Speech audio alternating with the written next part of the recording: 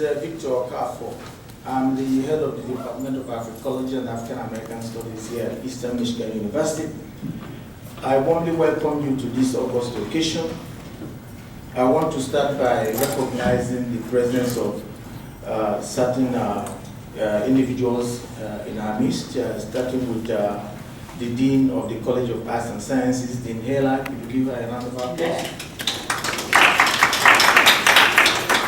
Associate Dean Dr. Baker of the College of Arts and Sciences. One and only Professor Ronald Woods, sitting down there. I also want to recognize the presence in the audience of Mr. Eric Brown, who is a member of the External Advisory Board of the Department of Africology and African American Studies.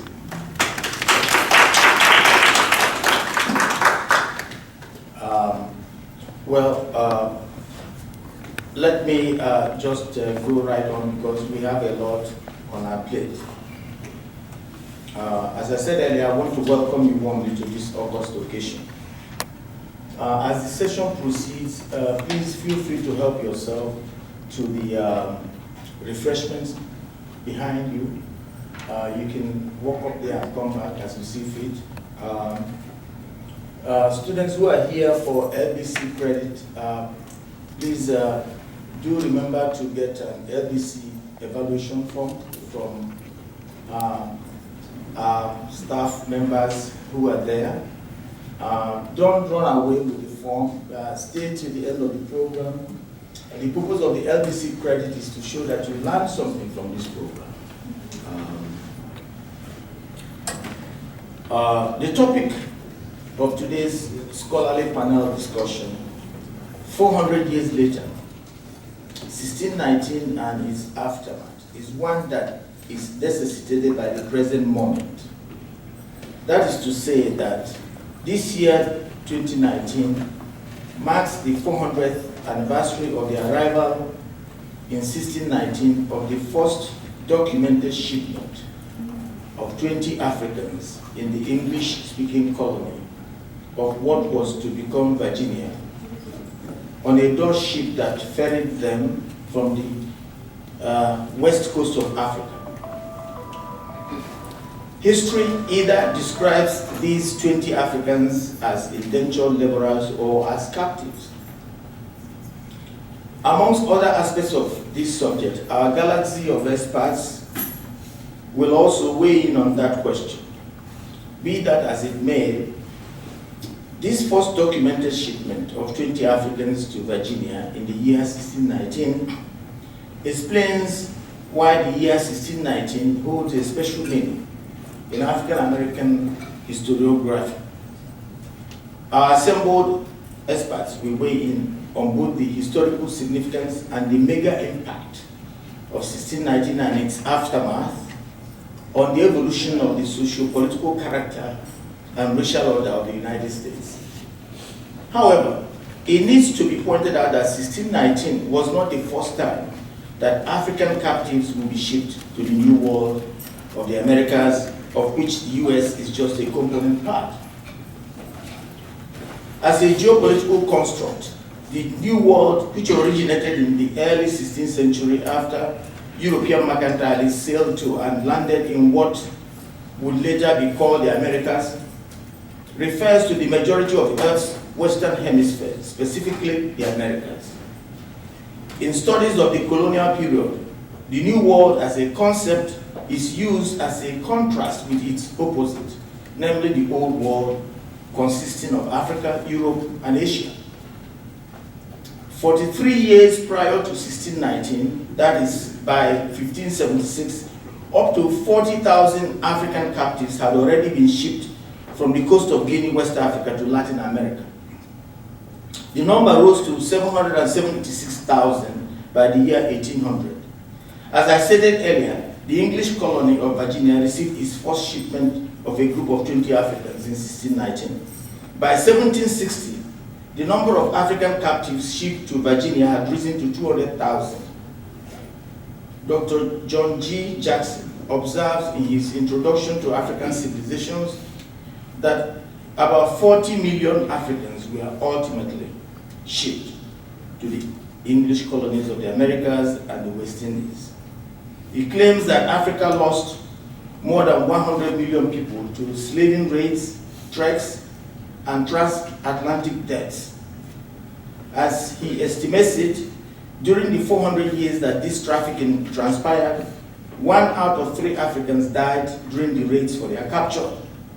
1 out of 3 died during their trek from the point of capture to the coastal points from whence they were shipped abroad, and 1 out of 3 died during the cruel journey across the Atlantic Ocean. Villages were left desolate and empty. Children were orphaned. Wives were taken from their husbands and vice versa. Be that as it may, history would be incomplete if we fail to place on record the fact that whites were not the only ones who enslaved Africans. In fact, African enslavement by external forces dates back to the 8th century of this era, when Arabs began to take Africans away to the world of Arabia for purposes of enslavement. Such Africans were removed through several routes, including the Trans-Saharan route, the Indian Ocean, and the Red Sea. There is, of course, no question that the transatlantic trade in African captives, which dominated Western European-African relations between the 15th and 19th centuries, wreaked the most havoc on African peoples. Persons of Christian faith, persons of Muslim faith, and persons of Jewish faith were involved in the enslavement of Africans. The Christian church sanctioned slavery in Europe, the Americas, and Africa. At various times, both Christianity and Islam sanctioned the enslavement of people who did not believe in their faith. It is also significant to note that at one point or the other, slavery was a universal institution in human history. And in that regard, it affected Africa, Europe, and Asia. There was slavery among the Assyrians, among the Phoenicians, among the Hebrews, among the Persians, among the Indians, among the Chinese, among the Romans, and among the Greek. Europeans who were enslaved by fellow Europeans during the European Middle Ages included the Sarkisians, the Abasians, the Mingrelians, the Armenians, the Georgians, and the Slavs of the Balkan Peninsula and Central Europe.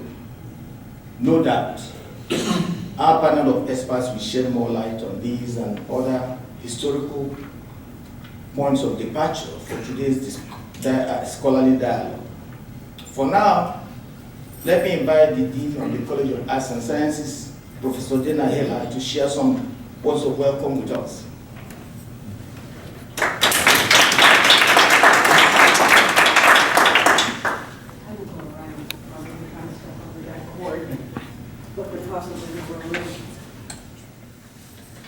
Good evening. Good evening. I'm here to welcome you to this very important event. And as you know, the focus of the conversation this evening is 1619 and afterwards. 400 years ago, in August 1619, a ship carrying 20 enslaved Africans arrived at Point Comfort in the English colony of Virginia. 1 year later, in 1620, 102 passengers would arrive in the New World from Plymouth, England. And that event, the latter event, would come to constitute many Americans' introduction to U.S. history as part of a founding mythology that circulates to this day. However, it was quite arguably the 1619 event that provides the formative narrative of the nation, particularly in light of the fact that no aspect of the country that arose from Point Comfort would be untouched by the 250 years of institutionalized slavery that followed. I read in the New York Times Magazine, the 1619 Project, something that really blew my mind. Only 2 average American lifetimes have passed since the end of slavery. Only 2. It's not surprising when we consider that we still feel the looming presence of an institution that fueled the economy of the fledgling United States and helped transform the nation into a financial powerhouse. It's equally unsurprising, although not always visible on the surface, the many ways that slavery continues to register in American life. A Pew study in 2017 showed that the median income of white households is 10 times that of black households. Voter suppression targeting poorer communities of color, another legacy of slavery and its aftermath, has become more pronounced since the gutting of the Voting Rights Act in 2013. The author James Baldwin wrote, and I quote, "Our history is not present. Our history is our present, and we cannot run away from it." 1619 is imprinted on the DNA of the nation. The task now, argues the historians Sven Beckert and Seth Rockman, is to catalog the dominant and recessive traits that have been passed down to us, tracing the unsettling and often unrecognized lines of descent by which slavery continues being visited upon generations. On the 400th anniversary of that fateful landing, it's time to reckon with this history, and even more so with the was that still is, the history that we cannot run from. The institutional echoes of 1619 shape our contemporary social, cultural, and economic lives in ways that this evening's panel of experts is eminently equipped to help us understand. So with that, I'll turn the program over to Dr. Presley Sanam, who will introduce this evening's speakers.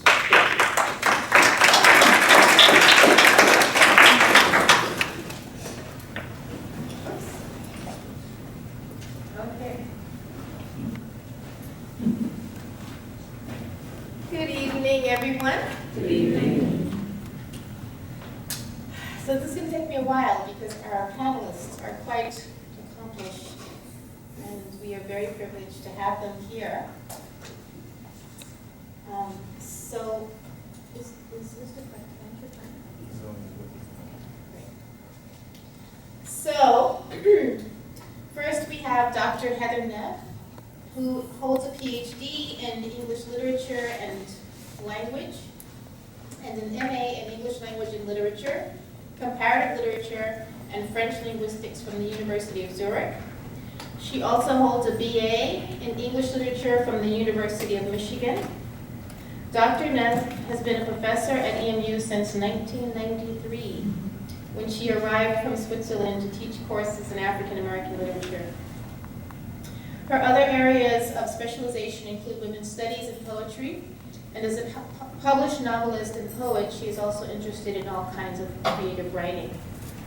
Professor Neff teaches a number of courses, including African American literature, women in literature, studies in poetry, and major authors. She also created the study abroad course, American Writers in Paris, which gives students the opportunity to read the works of American authors who lived in Paris while visiting the sites important to their work. A proud recipient of numerous teaching awards, in 2000, Dr. Neff received Eastern Michigan University's Distinguished Faculty Award for Excellence in Teaching, the university's highest instructional honor. In 2004, she received the Holman Learning Center's Award for Outstanding Classroom Instruction, and in 2005, she was honored with the Outstanding Faculty Award for Dedication and Service Beyond the Call of Duty. In 2007, Professor Neff was honored to receive the EMU Alumni Association's Teaching Excellence Award and the President's Council 2007 Michigan Distinguished Faculty Award. Dr. Neff is an accomplished author, and her academic publications include Redemption Songs and articles on women's studies, film, and the recovery of historical texts by African Americans. And I would also say that she tirelessly works on behalf of the McNair program, where she mentors students who are going on to graduate school. Next, we have Dr. Patrick Pia, who is a part-time lecturer with the Department of Africology and African American Studies at EMU. Dr. Pia received a Doctor of Education degree in Curriculum Development and Instruction with a cognate in history from Michigan State University in 1975. He also holds a Master of Arts degree in history in 1972 and a Bachelor of Arts degree in 1970. Dr. Pia has over 35 years of experience in academic administration, teaching, and program development for student retention in Liberia, West Africa, Colorado, and Michigan. He is a volunteer for Youth for Understanding USA, an organization that prepares young people for their responsibilities and opportunities in a changing and interdependent world. Dr. Mary Elizabeth Murphy, our next expert, is Associate Professor of History and Department Member in Women and Gender Studies at EMU. She holds a PhD from the University of Maryland and an AB from Mount Holyoke College. Dr. Murphy joined EMU in 2013, having previously taught for 2 years at Drexel University in Philly. Her research specialties include African American history, women's U.S. history, and U.S. social and political history. Her first book, Jim Crow Capital, Women and Black Freedom Struggles in Washington, D.C., 1920 to 1945, examines the ways that working class and middle class Black women in the nation's capital waged an early civil rights movement focused on economic justice, legal equality, and safety from violence. Jim Crow Capital demonstrated that Black women's activism in Washington, D.C. in the 1920s, 30s, and 40s laid an important foundation for the post-war Black freedom struggle and still resonates today. Her current book project is a social history of interstate buses and racial politics, examining the hundreds of African Americans who rode buses in the era of the Great Migration and contested the color line through everyday resistance, newspaper exposés, and lawsuits before the landmark Supreme Court ruling, Morgan versus Virginia. Murphy teaches a range of undergraduate and graduate courses at EMU in women's history, the history of sexuality, and research methods and methodologies. Joseph Ngwenyu is an instructor of history here at EMU. His teaching and research areas encompass African history and world history. Ngwenyu completed his undergraduate education at Makerere University, Uganda in 1977. He received his graduate education from both the University of Western Ontario, London, Canada, and Dalhousie University in Halifax, Nova Scotia, between 1979 and 1987. Ngwenyu has been teaching in the Department of History and Philosophy at EMU for 30 years. Mark P. Fancher is the staff attorney for the Racial Justice Project at the ACLU of Michigan. Through his work, he addresses racially disproportionate rates of incarceration, racial discrimination against public school students of color, racial profiling, attacks on the democratic rights of communities of color, and abusive police practices. Fancher was formerly the senior staff attorney for the Sugar Law Center for Economic and Social Justice, where he specialized in workers' rights. He served on the staff of the State Bar of Michigan from 1988 to 2000, where he coordinated projects to encourage greater pro bono participation by Michigan's lawyers. He was a visiting assistant clinical professor at the University of Michigan Law School from 1996 to 1998. Before moving to Michigan, Fancher was the director of litigation for Camden Regional Legal Services in New Jersey. He's also been in private practice, where he specialized in employment discrimination and community economic development. He is a graduate of Rutgers University School of Law, Hampton, and received his Bachelor of Science from the University of Tennessee. Mark Fancher has lectured part-time at EMU's Department of Anthropology and African American Studies, where he taught an upper division course on law and the African American experience. Dr. Mark Higby is an EMU professor of history who teaches a course on African American history. He earned his PhD in American history at Columbia University. His dissertation was on the politics of W.E.B. Du Bois, and his study of Du Bois's work still informs Dr. Higbee's work as a citizen and teacher. He has taught at EMU since 1994, when EMU hired him to teach courses on African American history.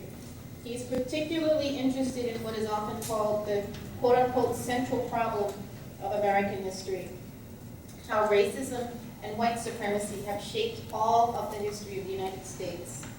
Later this year, W.W. Norton and Sons will publish his book, Frederick Douglass, Slavery and the Constitution, 1845. He grew up in Indianapolis, Indiana. And last but not least, we have attorney Robin McCoy, who was born and raised in the Ann Arbor, Ypsilanti area. She graduated at the top of her class from Father Gabriel Richard High School in 1993, graduated with honors in anthropology from the University of Chicago in 1996, and obtained her JD from the University of Michigan Law School in 2000. Robin served as a congressional page for the U.S. House of Representatives under the Honorable William D. Ford. While attending the University of Chicago, Ms. McCoy co-founded an academic support network for Black women called Sister Friends, and she was the cultural chair for the Organization of Black Students. Ms. McCoy studied in France in 1995 and interned for the U.S. Senate under the Honorable Carol Mosley Braun.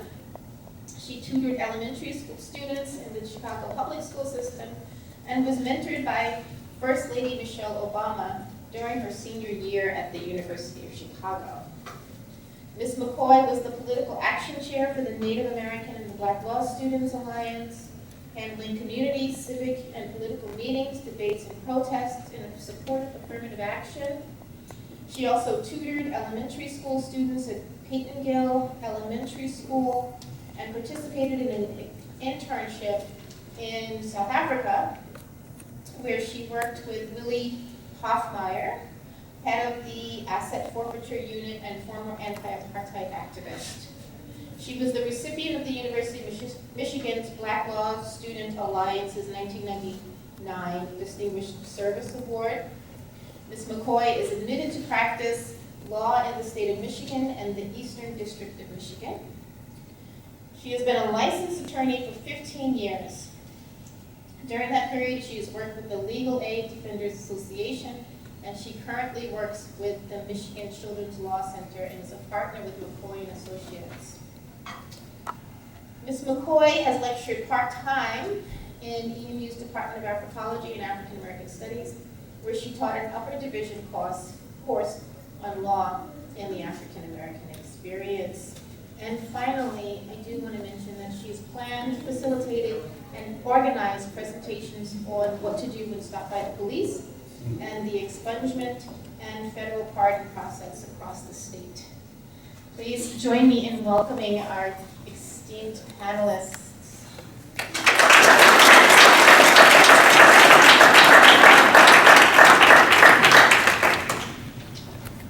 Thank you very much. Here's how we're going to proceed. I'm going to play a couple of short video clips. Thereafter, the panelists would present their own individual remarks, one after the other. At the conclusion of the individual remarks, the discussion will follow, and that discussion will be moderated by Dr. Tony Presley Shannon and myself. For now, let's watch the video clips.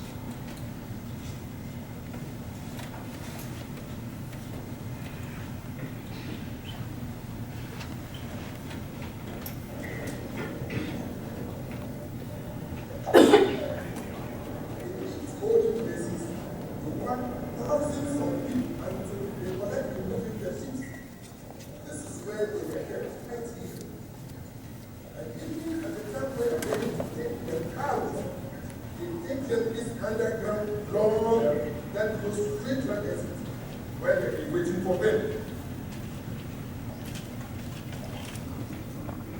Maybe some of them will be for over a year.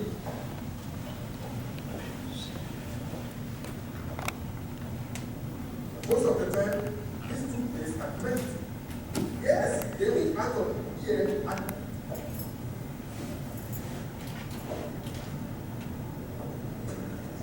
because the Christ of destiny is still remembered at God's mind. Watch yourself. Portuguese, you have the sweet and that, and finally it is all the way.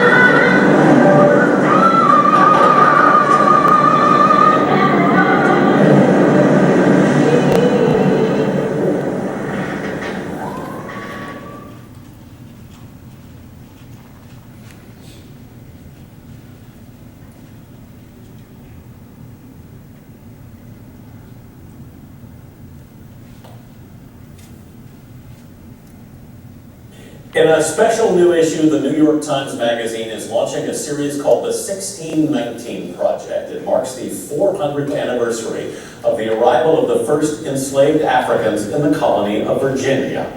The series examines the ways the legacy of slavery continues to shape this country. The Times says the project aims to reframe American history and place the consequences of slavery and the contributions of Black Americans at the very center of the story we tell ourselves about who we are. The journalist behind the project is New York Times Magazine domestic correspondent Nicole Hammond-Jones. Nicole, good morning. Thanks for being here. Good morning. Can you tell us about the genesis of this project? Where did you come up with the idea? Sure. So I've been thinking about the year 1619 since I was in high school, and I came across that date in a book called Before the Mayflower. And I just was struck by how people of African descent had been here that long, and I never knew that date and never heard about it. So as the anniversary was approaching the 400th year, I thought that this was a time to actually assess what has that legacy been, and to bring this year, 1619, to most American households where it was probably going to pass without them knowing about it. You say 1619 is as important as 1776. Yes. Our decision to buy that first group of 20 to 30 Africans would influence almost everything that would follow after. I think it is foundational. It is as foundational to who we became as a country as our decision in 1776 to break off from the British. You said Black Americans are the most American of all and our true founding fathers. Can you walk us through from that first ship to today, how we're still seeing the signs? Yeah, so when you think about the fact that when Thomas Jefferson is writing the Declaration and laying out these words for liberation, that all men are created equal and born with inalienable rights, and while he's writing that, he owns 130 human beings who are in absolute bondage, and in fact his brother-in-law sitting there with him enslaved to help keep him comfortable. What that means is those ideas were not true when they were written, but Black Americans took those ideas literally, and Black Americans have really fought. You can look at what happens after Reconstruction. You can look at the abolitionist movement. You can look at the civil rights movement. Black people have fought to make those ideals real. Affecting democracy. Absolutely. I can just say this, I was so embarrassed as a person of color that I had never heard of 1619 until I read your essay, page 16, when you first talk about it. And I just thought, how do we not know this? And I'm not the only, there was only one person who, Betsy over there, who went to Harvard. She knew about you and she knew all about this project and knew all about the state. But you said it's time to stop hiding from our sins and confront the truth. What do you mean? What I mean is, And how do we not know about this, Nicole? we don't know about 1619 the same way that we don't learn very much about slavery. It is shameful. No one wants to talk about their sins or the worst moments. And slavery gives contradiction to our entire creation story of the United States. And so we try to push it aside, we try to make it marginal. And in doing that, we marginalize the 40 million descendants of the enslaved as well. So what we're trying to do with this project is force us to confront the truth. And then maybe we can actually start to move past slavery and become the country that was written in our ideals in the Constitution and the It's an Declaration. effort to reframe American history, but some critics have said it's an effort to delegitimize American history. From the Cato Institute, Illa Shapiro tweeted, it's a project intended to delegitimize mankind's grandest experiment in human liberty. Is it divisive in that way? I mean, what's amazing about that is people are not arguing the facts. So what they're basically arguing is that we should only talk about certain facts. We should talk about the good part of Thomas Jefferson, but not about the fact that he was an enslaver. I'm saying that history is history. We have to tell the truth. No, it's not delegitimizing, because the whole point of the article is that Black Americans have used those founding words to actually bring us closer to the democracy that the founders envisioned. And that is the most patriotic of things. You can take us, the thing that's so amazing about this, that makes me so proud, you can look at anything that's happening, just about anything that's happening in the world today and tie it to slavery. You look at the highways in Atlanta, you look at the naming of Wall Street, you look at sugar that we eat. But the thing that stuck out to me was healthcare, that you can tie healthcare to slavery. How? Absolutely. So there's a piece in there about why we're the only Western industrialized country that doesn't have universal health care. And it starts with opposition to universal health care that occurs right after slavery, when the Freedmen's Bureau was trying to offer free health care to the formerly enslaved. And there was white opposition to that. And so even today, you see with polling that white Americans will reject social programs if they think large numbers of Black people will benefit from them. And so the harms of slavery have not been contained, because there are millions of white Americans, there are millions of Latinos and Asians and Black Americans who don't have health care, who can't get insurance because of slavery. You say don't look at Black people as a problem, look at Black people as a solution. Yes, from the beginning there have been thousands of pages dedicated to saying that Black people are, as Abraham Lincoln said, a troublesome presence in our democracy. But really what we're arguing with this project is Black Americans have been the perfecters of this democracy, and that if we ever got to the point where we would stop seeing us as a problem, we would actually be more of the America that we want to be. Nicole, I stepped briefly on your line earlier unclear. You see this as a patriotic act? Yes, of course it is.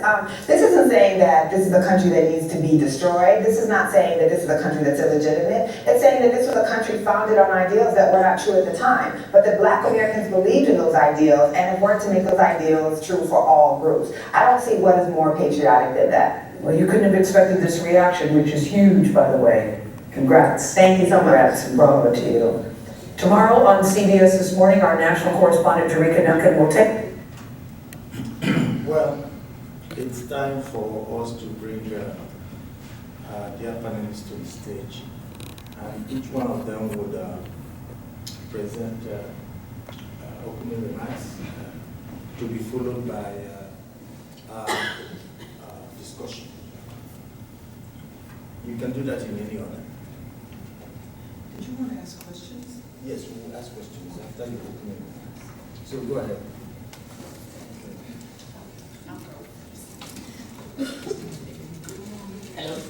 Hello, everyone. Point of clarification, so I've been practicing for 18 years in November as a lawyer, and I was third in my class in high school, so just type A. And a lawyer, this is what we do. Okay, so again, I'm attorney Robin McCoy, and I will say my first reaction to the video, I believe that was Sankofa. Yes. Was that a clip from Sankofa?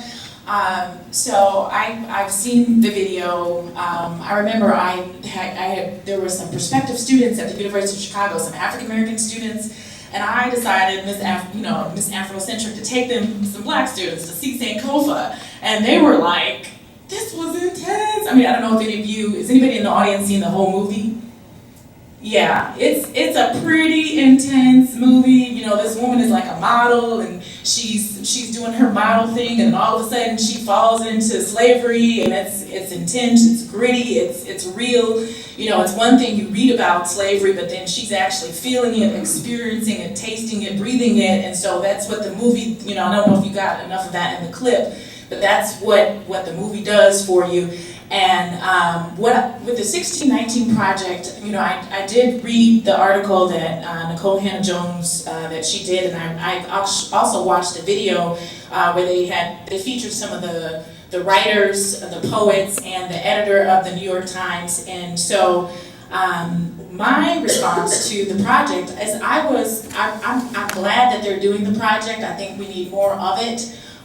You know, for myself, I went to a predominantly white school, Catholic school, 12 years, but my parents wanted to make sure that they subsidized my education, you know, as far as Afrocentricity. So they made sure to drill into me, you know, what happened to us in you know, how, you know, the wonderful things that we did in the motherland in Africa, what happened to us in slavery, and just make sure that I was aware of accomplishments of Black people all over the diaspora. And I was definitely appreciative of that. And then in my life travels, I also, I went to places, like, so I've been actually to Goree Island, to the slave caves. And it's very powerful to be there. I mean, you see, they show you the imagery, like kind of like what you saw with the first clip. You see a slave cave, and they, you know, even to this day, if you go to Senegal, they talk about how they don't eat sharks. And they said the reason they don't eat sharks is because if a slave got too sick,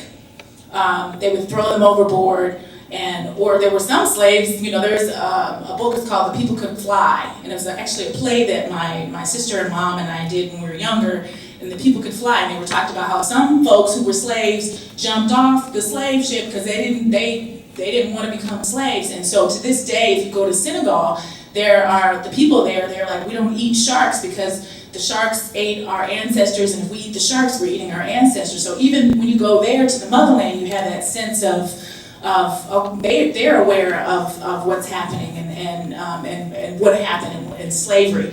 And so when I think of this project, I thought it was beautiful, and it's beautiful because when I look at the different angles that they're coming at it, you know, there's a poem they're talking about Crispus Attucks, and they talk about Phyllis Wheatley, and just talking about the contributions that Black people have made to America. And so I would say I think that the 1619 Project is a beautiful thing. I think that anybody that gets the opportunity to go visit, I want to go visit. I just looked, when I was last in DC, it was a 3-hour drive, so I'm going to try to make my way there because I'm one of those museum junkies. I like to go to museums and check everything out. And so I definitely think it's something that more of us should pay attention to that. And the more we know about our past, the more we can impact what's happening in the present and make a better future for everybody. So thank you for inviting me out.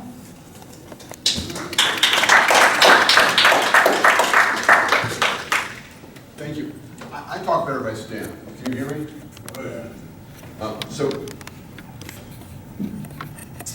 the 1619 project at the New York Times, it's brilliant in so many ways. It's gotten so much attention, and it's created conversations. And conversations are the way that human beings have the possibility of solving our problems. And humanity has a lot of problems. A lot of them began in what W.E.B. Du Bois called the barbarism of the slave trade. That slavery, as Dr. Crawford mentioned, it dominated, was prevalent throughout the world. But no system of slavery lasted as long, covered as much territory, involved as many people, as much as what's called Atlantic slavery. And that was largely the enslavement of African people or their descendants in the New World. So, Thomas Jefferson was a great hypocrite, but that does not take everything away from what he did. He wrote the Declaration of Independence, and it's worth thinking about. I'm going to quote from it. "We hold these truths to be self-evident, that all men are created equal, that they are endowed by their Creator with certain inalienable rights, that among these are life, liberty, and pursuit of happiness." That he was a hypocrite doesn't take a thing away from that idea. This idea, the Declaration of Independence, was so good that in the late 1960s, an organization called the Black Panther Party claimed it as theirs. They declared their independence. They declared they had a right to revolution. It was a pretty good idea. Black Panther Party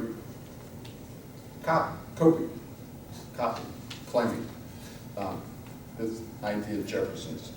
So, one of the theses of the New York Times 1619 project that is well worth understanding is the claim that it was black people who took the founding ideals that Jefferson wrote about and claimed them and made them real.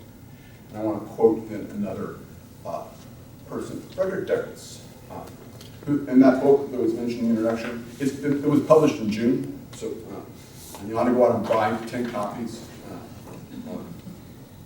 I'm just joking about that. So Frederick Douglass gave a speech. He gave it a number of times. It's called Composite Nation. And it's a brilliant examination of the idea that the diversity of the American nation is not a weakness, but it's the strength. It's the most important strength of this country.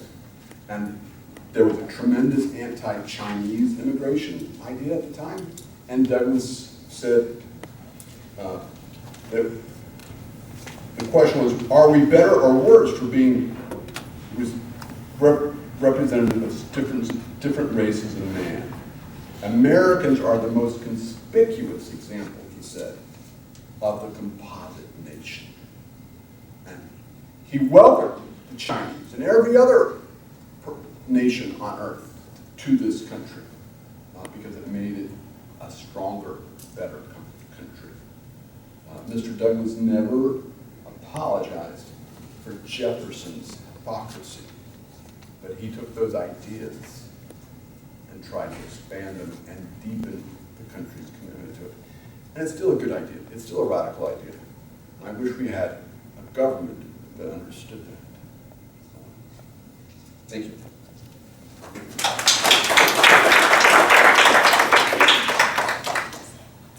Good evening.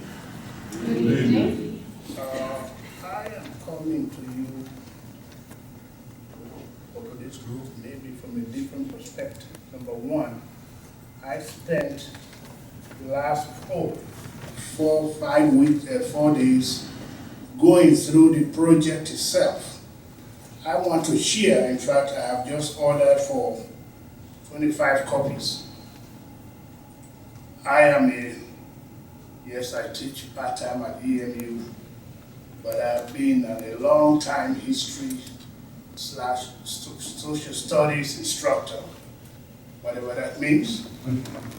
But what I find very interesting with the 1619 project is that by talking about 1619, one might get a feeling that these 50 people or 20 Africans just showed up with no background. Number two, when you look at the history of Africa, you want to understand the impact. Two forces that seriously had an impact on Africa: the external, the slave trade. You know, they affect the Africans who lived at home, but it affected the Africans who, through that strange struggle, what we refer to as the Middle Passage. If you've ever watched the movie Amistad, check that part. I always show that to my students, that these people survived. Therefore, they had the ability to make an impact. Another thing that I think Jim mentioned, I just want to share, because even though I teach African history, but I spent a lot of my years doing British, European, American history. And I had a history, an old professor in Iowa, Dr. Larson, who loved to talk about the founding fathers. When the United States declared independence from Britain in 1776, the revolutionaries proclaimed that man had a natural right to life, liberty, and the pursuit of happiness. However, the black slaves in the new nation were excluded from this guarantee. Many Americans were troubled by the contradiction between the battle for liberty from the British and their own denial of freedom to the slaves. While all of these things was going, I am not going to bore you, but if you look at the colonization movement, the idea here was that it was better for the slaves to be sent back to Africa than to stay in America. Wanted to make America a white colony. Franklin was not not the only founding fathers who openly supported abolition of slavery and the transport of blacks out of the United States. Even Thomas Jefferson, although a planter and a slave owner himself, believed that the practice should end. But the idea here was that these people should be moved out of America and sent back home. Well, once you understand that, then you can begin to see what happened. Number two, to get a very good understanding of the historical involvement of the whole before the Mayflower, I would recommend people to read an old professor of mine. I used to love him in terms of his works, and one that Leona Bennett, before the Mayflower, traces black history from its origins in West Africa through the transatlantic journey and ended in slavery, the Reconstruction period, the Jim Crow era, and the civil rights, the upheaval of the 60s and the 70s, culminated in an explosion of the complex realities of African American life in America. Again, another thing that struck me in that discussion, I listened to a tape that was made in 1965 in Oxford, London, a debate between Baldwin and Buck, one of the conservatives in American history, wherein the discussion was to deal with William Buckley. William Buckley, the discussion was whether America has developed at the expense of blacks. In other words, even in the questions today, we are still going back to look at the same argument. Yes, 1 minute. Based on all of these things, I just want to point out that the 1619 project of this issue is really designed to develop curriculum for teaching of schools. It's not. It's not an edict. It's more almost like a mandate. One of the many things that I will end up by saying is the fact that as academic institutions, higher education, we have abandoned our responsibility. We have contributed, yes, we can intellectualize these things, but we've not.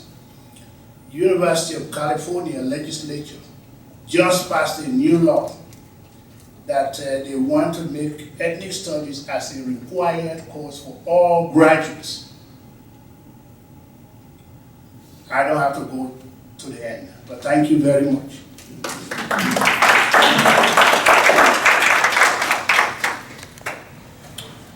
Thanks, Patrick. Okay, I'm next, and I'm also a historian. Actually, the African historian of record here at TMU for the last 30 years.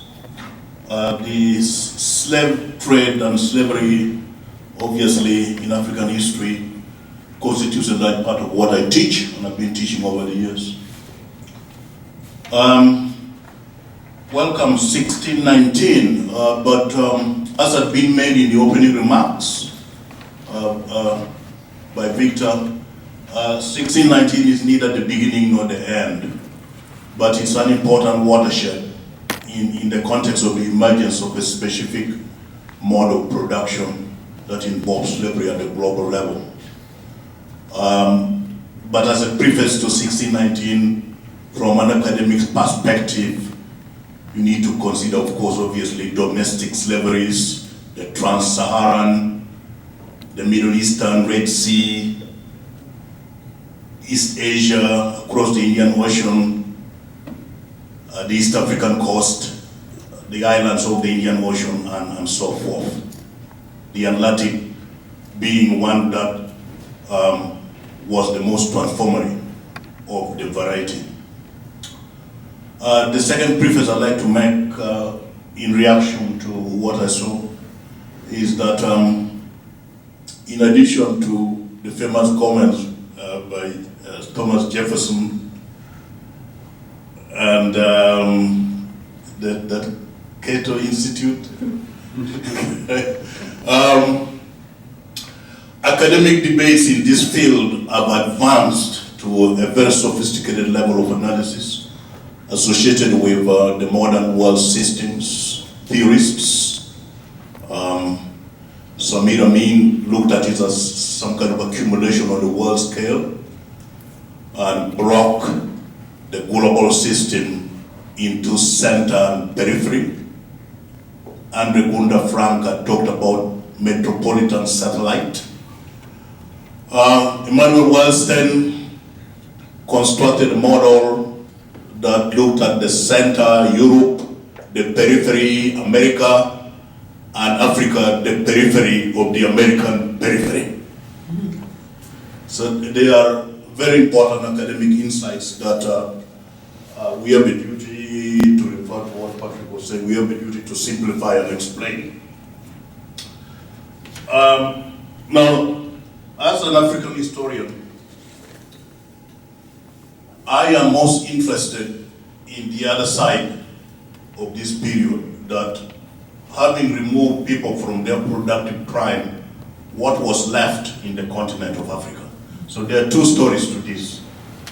As a periphery of a periphery, Africa was raided without being cultivated to build the Americas, but then what was left? What were the consequences? So the significance of this then is the impact. And this is a story of what one scholar has called the history of development, of underdevelopment. And certainly the points here are some. Depopulation and consequences, demographic consequences, actually have some 6 solid talking points that I'm not going to go through, but it was devastating in terms of population loss at a time when you need it the most, impact on ecology, the environment, and general insecurity. But more than these specific points, there is also a very interesting way of looking at it, and it is sort of hypothetical. What might have happened if the nearly estimates range from 10 million to 15 million that came to build the Americas? What might have happened if they were used in Africa for productive purposes? So that is an important issue I'd like you to consider as you. Conversely, if we are to reverse the charges or reverse the issues, what would have happened to Europe if Europe was enslaved throughout the Middle Ages? What would have happened if America was subjected to 3 centuries of enslavement? So those are important ways of looking at it. Finally, and this is the last one, there is an academic deception that looks at situations and pretend that they are always 2 sides of a coin. I'd like you to throw that away when you look at slavery and the slave trade. This idea of the good and the bad does not apply in this case, and I'd like to discourage it.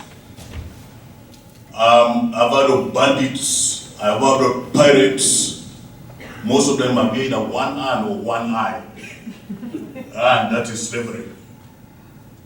So if someone, and this is important for students, especially if someone tells you, oh, the thing was bad, but on the other hand, look, we got some crops, cassava, peanuts. Okay, your reply should be, well, if you want to spread those food crops, do it like Marco Polo. Go and then mingle with the people, send information about macaroni, flatbread, and all that. That is how you spread crops. You don't have to enslave people before giving them cassava. Thank you.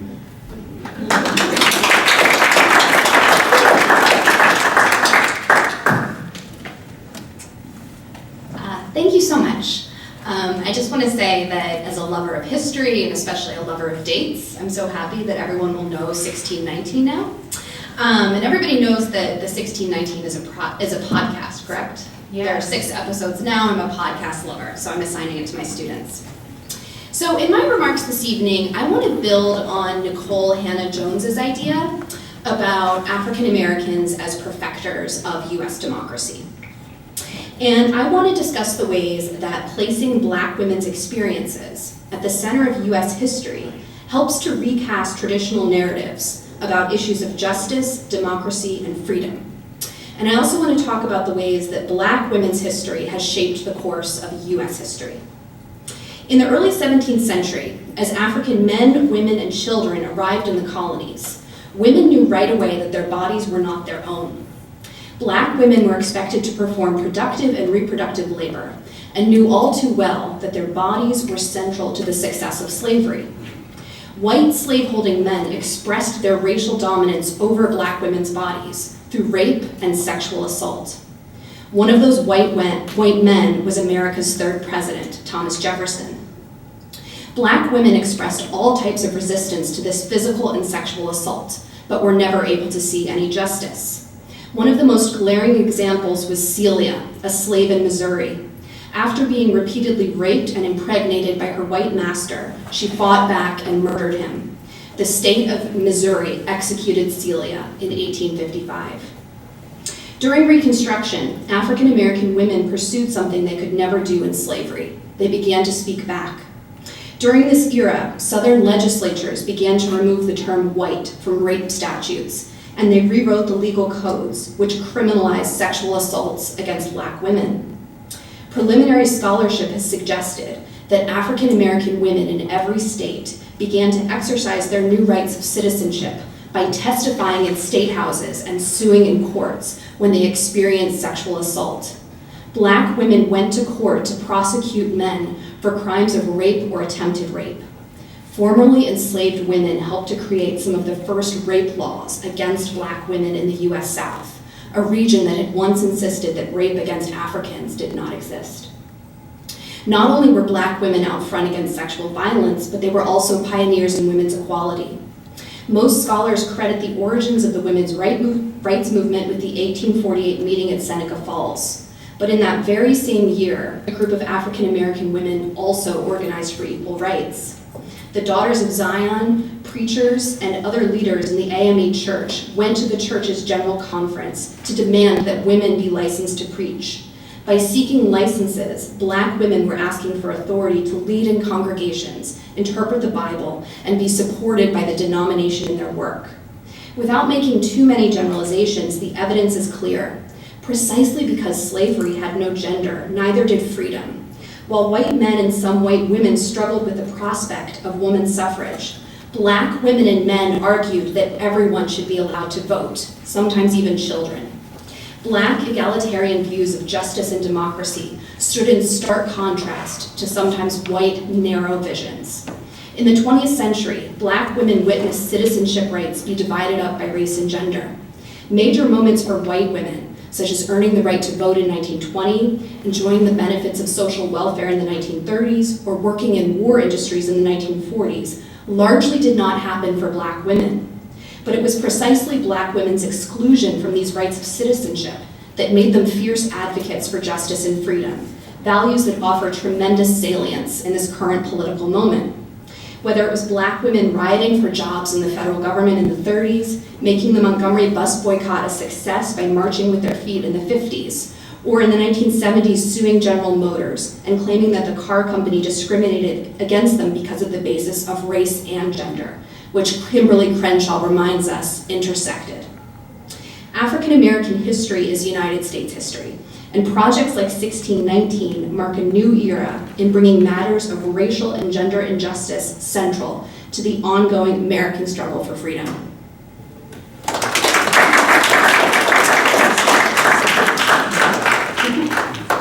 I think I'll probably have to stand up. I don't like microphones, but I'll use it since I have it. I'm going to stand up only because I have a feeling that, yeah, it's blind corner. So first of all, everybody, thank you for coming. How many of you even looked at the 1619 website? A few of you, okay. You know, my daughter is just a brand new university professor down at Ohio State. And she called me a couple months ago. She said, Mom, you gotta go on this 1619 website, it's amazing. And so, you know, I went, because it's my daughter now who makes me fresh. Like, how old, you know? I ask my students. But I have a real problem with it. I have a problem with the whole way that we look at African American history. Students who are in my class already know that we go back to the basic concept of empire building. That we go back and talk about Rome and Greece, and then we work our way up to Spain. Because until we understand how the enslavement of African people was just the next logical step and a very ordered and highly structured momentum of people trying to build wealth by any means possible, and the use of people as enslaved folks was just the cheapest labor. In other words, until we understand the superstructures that imposed enslavement on the continent of Africa, until we understand that it's part of a dehumanization process that goes back thousands of years, probably until the beginning of mankind, we don't have the means to think logically and usefully about Donald Trump's America. Today, as a person who really teaches more history than literature in my literature classes, the dean's right here, my boss. The fact of the matter is, my interest when I walk into the classroom is creating an informed group of young people who have been taught by their environment that they have no reason to vote because nothing's going to change.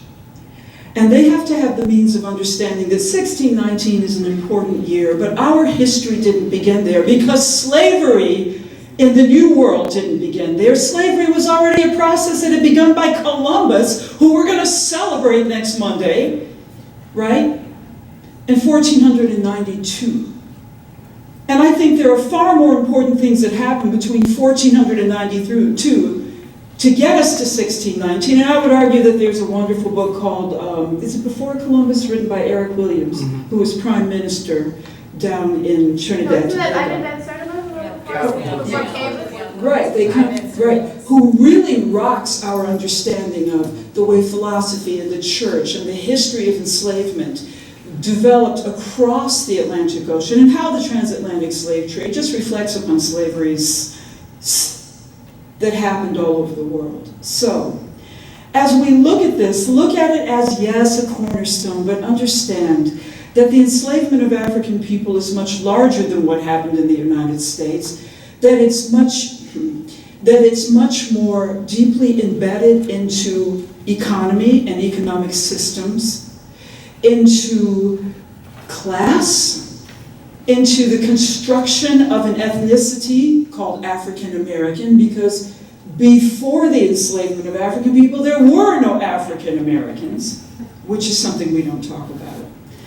That it had to do with a coming together of many different cultures, many different languages, many different religious practices and historical practices, and I guess since I have such a short time, I want to say this. What I want my students to understand is that nothing is new that is happening to you. That every challenge you face is the outgrowth of a very complex, highly organized, tried and true system that began many hundreds of years ago and has been honed to perfection. In my daily life, because I'll tell you something, I could be, after teaching this for 35 years, I could be beaten to a pulp and I would hate going into the classroom, but the opposite is true. W.E.B. Du Bois gives me strength because every day I'm reminded that it wasn't what was done to us. It was the fact that we have the strength to survive it. So I'm going to give up because I think I only had 5 minutes. But I want us to not get so carried away with 1619 that we stop our inquiry into the much larger picture that has that nutcase in the White House today.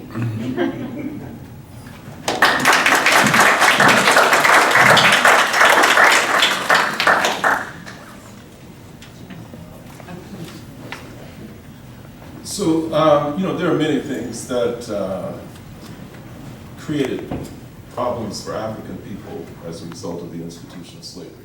But I think probably the worst is the confusion, particularly about identity. There is, Kwame Ture used to say that if you take a dog and you take him into a room with you and you lock the door, you beat that dog, you kick that dog, you humiliate the dog, you yell at the dog, you do everything that you can to degrade that dog in every way that you can think of. If you crack the door just a little bit, that dog is gone. They brought African people over to this hemisphere. They raped them, they killed them, they lynched them, they beat them, they tortured them, they discriminated against them historically. They've done everything possible to dehumanize and degrade African people in this hemisphere. And if you give them a chance to go someplace else, they say, no, sir, I'm gonna stay right here. I mean, what has happened to African people that we have become so confused that we don't even have the sense of a dog? And the question becomes, why did we confuse our identity? When African people were first brought to this hemisphere, they were clear about the fact that they were Africans. They didn't like it because they'd been brought to hell, and they were going to get back as quick as they could. And so when they talked about a liberation struggle, it was liberation in the truest sense. They wanted to become liberated from this. They wanted to get away from it. And the confusion began to set in the longer African people were away from Africa. It happened even during slavery, because the identification, people call themselves Africans, the African Methodist Episcopal Church, the African Mutual Aid Society, the African Meeting House. We named our institutions African, we called ourselves African, but when it became clear that white people, white workers in particular, wanted to repatriate us because we were competing economically, then all of a sudden we became colored. And there was a book that listed the different names that we've come up with for ourselves. There were more than 50 that we've come up with for ourselves, and my favorite is Afro-Saxon. I mean, this is thorough confusion. And so, you know, when we look at even this 1619 exhibit, where there is rhetoric that talks about how it is indicative of how African people have helped to perfect the democracy, the fundamental question is, why do we care about the democracy? Why are we trying to perfect it? Why aren't we trying to perfect our people, you know, for purposes of true liberation? Thank you very much.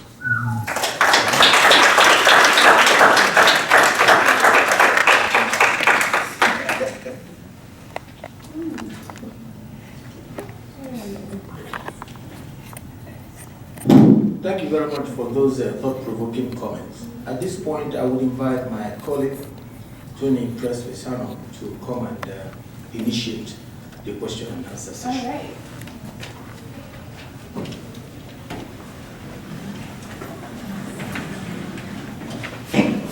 All right, the first question for our esteemed panelists is, having watched the background video clip on New York Times 1619 project, what aspects of it do you agree with, if any? That is open to any of the panelists. Dr. Higby? Thank you. I agree with it because it's getting attention. I'm a historian. I'm trained in how to critique the hell out of things. And I'm famous for doing that on this campus. But the 1619 project has got hundreds of thousands of conversations going on in America to this year about racism, about slavery, as fundamental ingredients of American society. And I agree with that, because you can't beat the enemy unless you name it. And the enemy is racism and the legacy of slavery. Let's get together and beat it. So I guess the question would be, do you think it has the potential to change the minds of people who would not agree with this assessment of the history of the United States? No. The committed racists are not going to change their mind. They're not going to change their mind. Maybe a few of them will, and a few of them have published books about, you know, they regret all these years they beat the hell out of people and wore the Nazi flag, you know. And that's good. I mean, when people change their mind, I welcome that. But this is a racist country. It's not, people are not going, white supremacists are not going to give up their white supremacy just because we hit them with a bunch of facts. Take the New York Times Magazine and whack them over the head a million times. It's not going to change them. But the people who will read the New York Times Magazine online or in print, that's good. There's a lot of information in there. There's a brilliant article about Atlanta, Georgia, and how the transportation, the highways in Atlanta, reflect Jim Crow racism. The point of the MARTA, the Metropolitan Atlanta Transportation System, or the moving Africans rapidly through Atlanta, as people call it, is to keep black and white people from getting close to each other. It's one of the major cities. So it's a great article. It doesn't solve the problem. But if you've ever been in a traffic jam in Atlanta, and if you've been there, you probably have. That is a reflection of racist city planning on a metropolitan scale. So the more people are aware of that, the better. It doesn't, there's not an immediate solution what to do about it, except combat racist policies. After that, you seem like you're itching to say So, something. And I agree with everything Heather Neff said about the weaknesses of the 1619 project.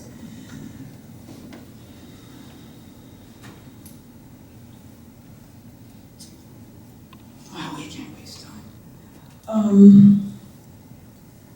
You know, that outrage is well known. So we can continue to inform people that we're upset. Doesn't matter. I talk a lot to my students about Eurocentric and Afrocentric reasoning. Just yesterday I put on the board a big, and I said, let's begin by thinking about a culture in which people live outdoors and share every moment, and share resources, and share conversation, and share family units, and share marital situations where everyone is somehow connected by marriage. And then let's compare that to a European model where people live indoors and where people primarily show their success by bigger houses with bigger walls and more material accumulation. And then let's try to understand a nation which is modeled on the European model and understand that there is no winning for Europeans to give anything away to people who are not European. I don't care how immoral racism is. I don't care how unfair discrimination is. They don't have any incentive to change. Why would you change?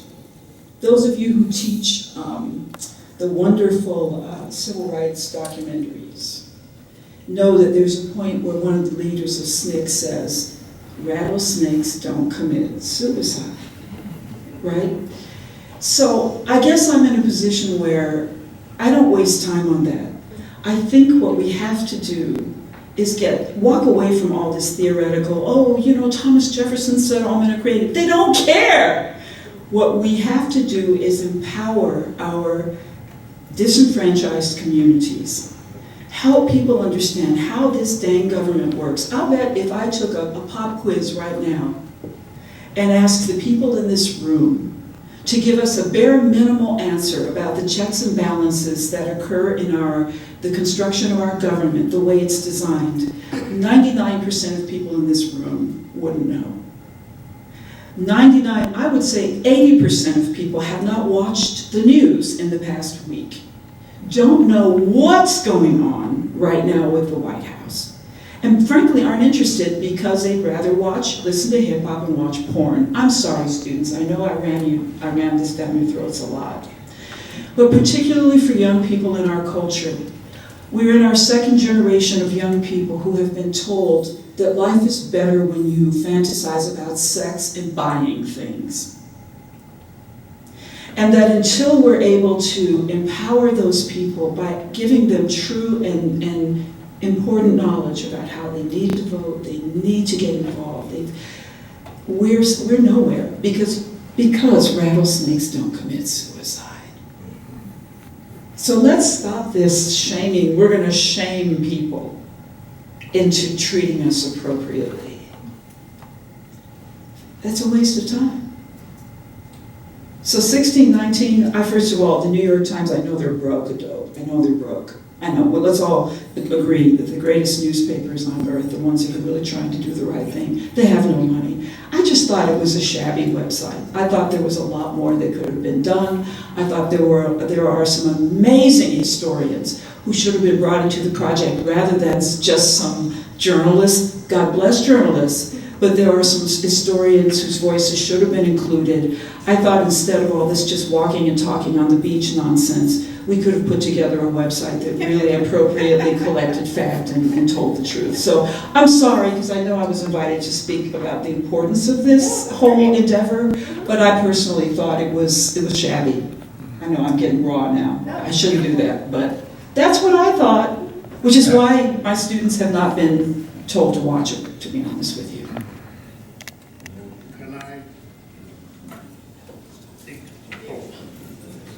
I have gone through this book 4 times. I want to be fair to the opponents, but also reflecting the fact that even in high school, one of the many reasons why students don't like history, we want them to memorize and regurgitate. They never teach them the significance of issues, analyzing issues. This is supposed to be a curriculum guide.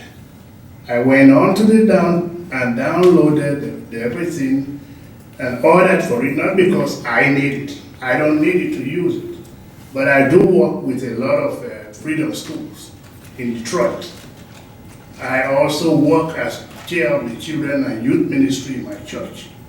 I thought this is one way we can begin to teach people. If you don't know your history, you don't know where you're going.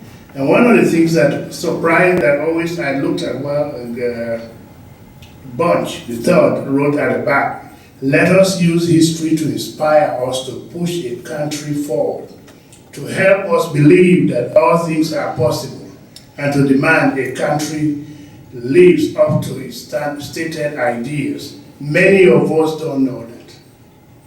I mean, you look at what is happening today in America. Everybody's concerned, well, I have my 501, my 401, but what we fail to realize is that the very structure of a nation is at risk. And people don't care.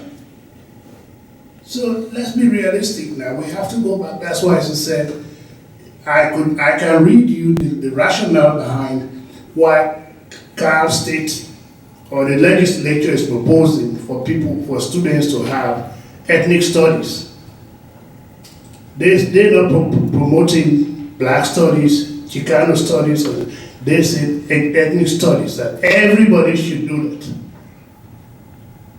In his book, Dr. Okafor's book, and I'll quote him, History and Civilization, the aspirations of humanity, all men, until we get that through our scores, we are always going to assume people are a lot more brighter than other people. That's why, as I said, we've got to get back to teach the things that need to be taught. That when you become a man, you will live like a man. But if you're not taught to be a man, you're not going to be a man. Is this on? Hello.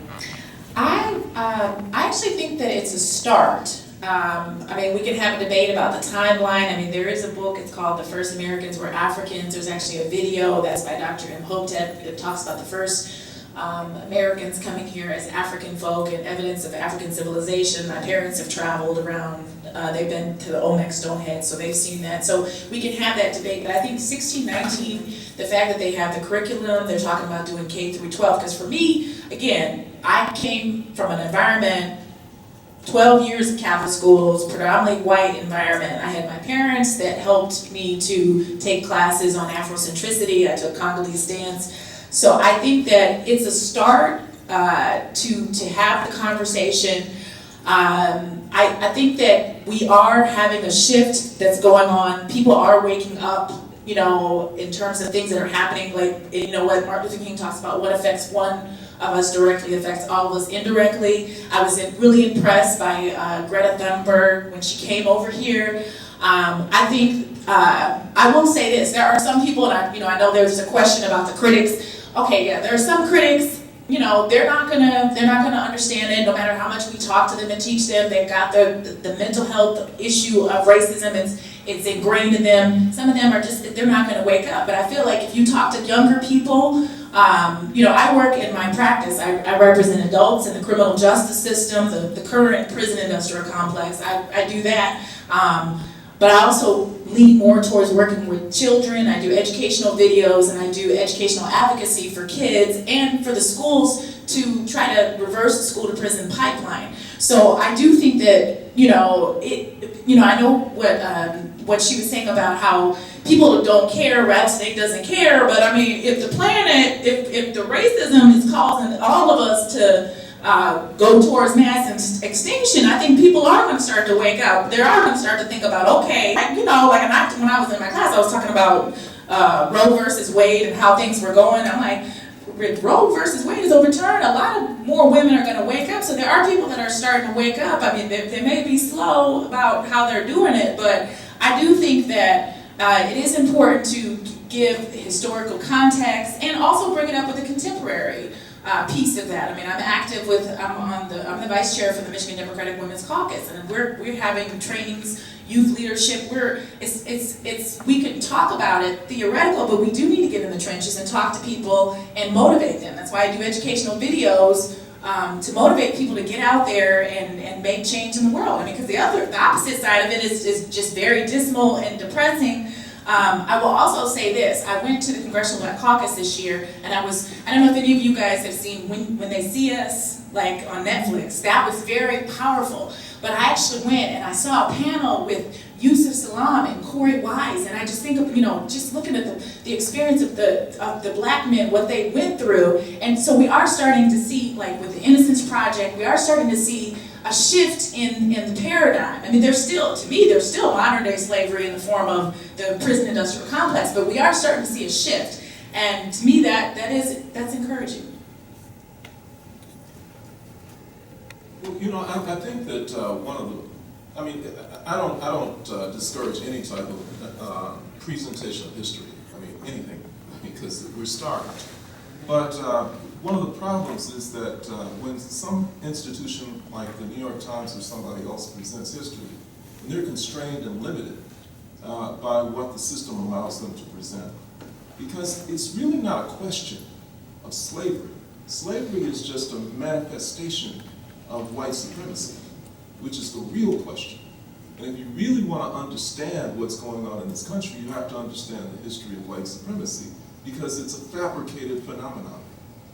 Prior to the 15th century, there was no such thing as white supremacy in the sense that we know it now. I mean, you can read the Bible and see nobody references color, skin color, anything. It was fabricated for the purpose of justifying the enslavement of human beings and the conquest of territories.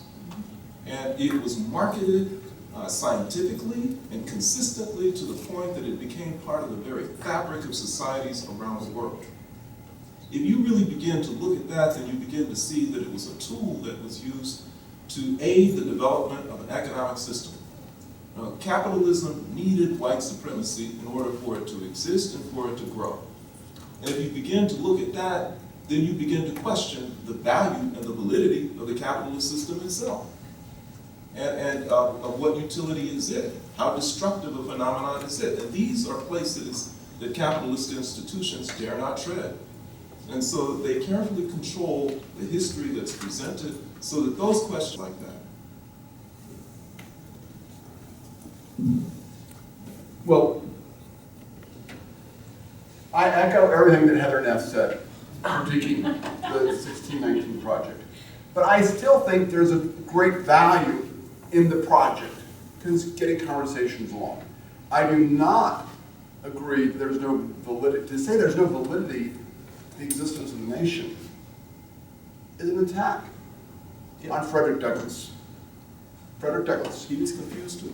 Okay. No doubt he was at many times. He was a human being. And I think his Composite Nation speech should be a pamphlet passed out to every EMU student and every college student and high school student in the country, because it is a great testimony to the things that can make this country a better place. And the country is built on genocide and mass slavery and many other crimes against human rights. Douglass, in his Composite Nation speech, uses the term human rights. There weren't many people that had used that term before Douglass did in the late 1860s. And it's a very good idea, human rights. All men and women and children are created equal and should be equally valued. A nation should not be built when human rights have been violated on a mass scale through genocide, territorial theft, enslavement. There can be no moral justification for it under any circumstances. Agreed. But it's here. I also think that Frederick Douglass's 4th of July speech is really one in which he challenges the United States to live up to its potential, which he does over and over. Yeah. So he saw the United States problems, but also challenged it to live up to its potential. So I think this is a sort of his legacy, actually, the 1619 project, and possibly. American history is nothing if not ironic. I think that if you know American history, African American history, it's almost hysterically funny that Thomas Jefferson is impregnating his dead wife's black sister. You know, and there's so much about it that could make us bitter that we, again, lose the thread, because the important thing is to understand that the enslavement of Africans is following a European structure of feudalism in which 90% of the population were essentially slaves across Europe.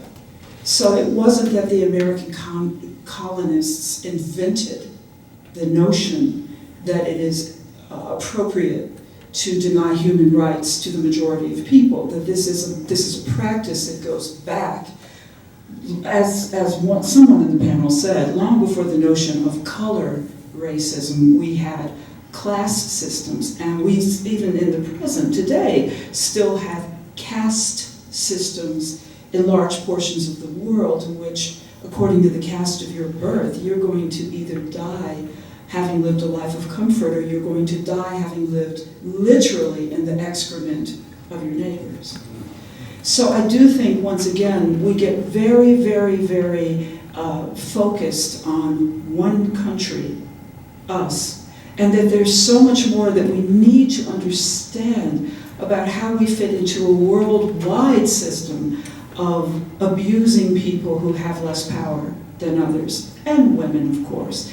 And the other, however you want to constitute the other within your own group. It's remarkable to me that right now we're reconsidering rolling back LGBTQ rights or transgender rights in this country. It's remarkable to me that we're still talking about abortion, you know. I mean, and that we're, as one of the few quote-unquote developed nations, that's still stuck on these things. And the rest of Europe has moved on far beyond that. So I just want us to, I just think that if you teach Black history, teach it within the greater understanding of how it fits into a universal history of dehumanization. So that Black people don't always feel as if there's something wrong with us. Because there is nothing wrong with us. We are the latest victims of a historical practice of othering and abusing people for the profit of the few.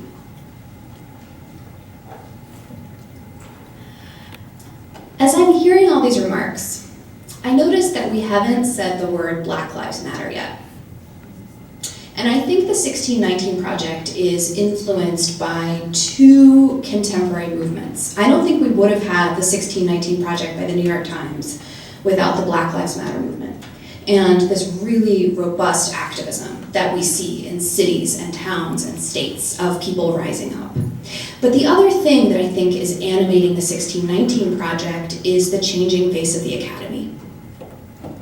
The fields of African American history, of literature, of psychology are now finally having scholars of color that are coming in, that are changing the discourses, that are rewriting so many of these established literatures and historiographies and theoretical frameworks. And they are now teaching the next generation of students. I'm so happy that I'm surrounded by so many colleagues of color here. We need more at EMU. And so I think we wouldn't have had this 1619 Project without these two streams of activism. And when I look at the Black Lives Matter movement, I just see a lot of possibility and momentum. And I think we're living in this other historical moment. And so I think that is absolutely animating the conversation that we're having here tonight. Agreed with my colleague here. Let's embrace the project, but make it global. The BBC had a similar coverage at the New York Times, but they took a global approach. So let's make it global. And my dream is to see it like as part of the current movement on the environmental justice. I think it should take that format. But let's also be sensitive to other issues that are part of broader struggle. Let's, for example, gender. Let's talk gender issues as we discuss this matters as well. So I support the project. I wonder if we can sort of change the direction of the conversation a bit, because I was actually really intrigued by Mr. Thatcher's opening remarks in terms of identity, and it seemed to me a call for African people to just split, leave this country, and go to Africa. But I mean, one of the arguments, I remember when there was a push to exile African American people under Abraham Lincoln, there were people who argued, we have made this country and there's no way we're leaving. So people are invested in the contributions that they've made to this country. So I'm wondering if you'd like to remark on that. Yeah, no, I was not calling for voluntary repatriation or separation, but I was calling for a different mindset, a different orientation. There are many recent immigrants, people who come here from countries that the president refers to as asshole countries and others. Trying to talk like that. but many of them come with a mindset that is something along the lines of, we know we're not liked in that country. We know we're not going to be given a break in that country. But it gives us more of an opportunity to build something for our families and for our communities and for ourselves that we don't have in the places that we left. And so that's what they come with the mindset that we have to do for self. We have to build for self. We have to take care of ourselves and make sure that we're building some measure, if not power, then some measure of family wealth, something that's going to allow them to live a better quality of life. That was the mindset of African people in this country for a very long time. But what was recognized about the power structure is that African people are extremely powerful. I mean, I'm not just talking about physically and intellectually, but really particularly spiritually. I mean, the spirit of God is on African people, right? And it is the thing that has allowed our people to endure in the face of the most hellacious kinds of conditions. It is the thing. And when you have that kind of power, then you are a real threat. And the best way to deal with the people who are a threat is to get them to compromise themselves, and to get them to buy into your thing.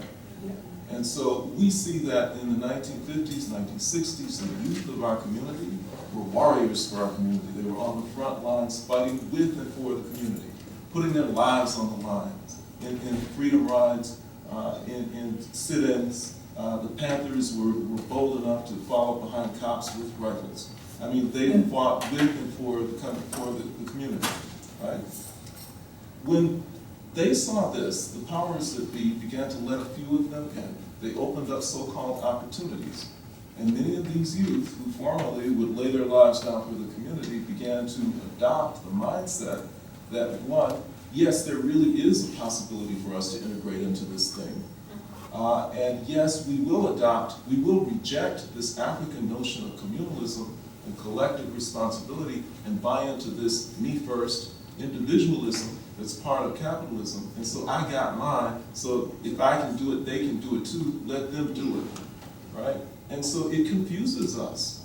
I mean, we really do believe that we can integrate into this system, the political and the economic system, when it is designed. By design, it is intended to keep us out and to keep us suppressed and to keep us under control. And we are still confused about that, you know? There are many things, many strategies that we could adopt that have nothing to do with this system. I mean, we could develop a relationship with independent African countries and independent African movements that are trying to throw the capitalists out of Africa and establish a real base of power there. You know, during Katrina, Cuba was prepared to send an army of doctors in to deal with people. You know, that's a relationship between black community in this country and Cuba that we could not nurture and did not nurture. Venezuela was prepared and did provide heating oil. I mean, there are international relationships that we could develop as a community that have nothing to do, you know, with this power structure that dominates America. And we don't think that way. We still think that this country, that this government is where we have to cast our lot. And it is like saying we want to invest in the enemy. It makes no sense. All right. Could we open this up to the audience for questions that you might have? I'm sure you're brimming with questions. Yes. Not just a question, but I appreciate the discussion. And one of the things that we have to always realize is racism is not going anywhere. This country was founded upon that. You look at the NFL, the NBA, all these white owners. The NFL Combine is nothing more than a slave trade. Let's be real. This is a slave trade. Who can jump the highest, who's the strongest, who's the buffest? NBA, same thing. You only got one black owner in the NBA, Michael Jordan. But you take a situation of the third grade law with regards to reading. 30 states in this country have a third grade law. What's interesting about that is 82% of prisoners cannot read beyond the third or fourth grade level. We make up 13% of the population, we being blacks. How in the hell are we the most populous demographic group in prisons? And as Attorney Fancher was saying, it's all predicated on a system to keep people down.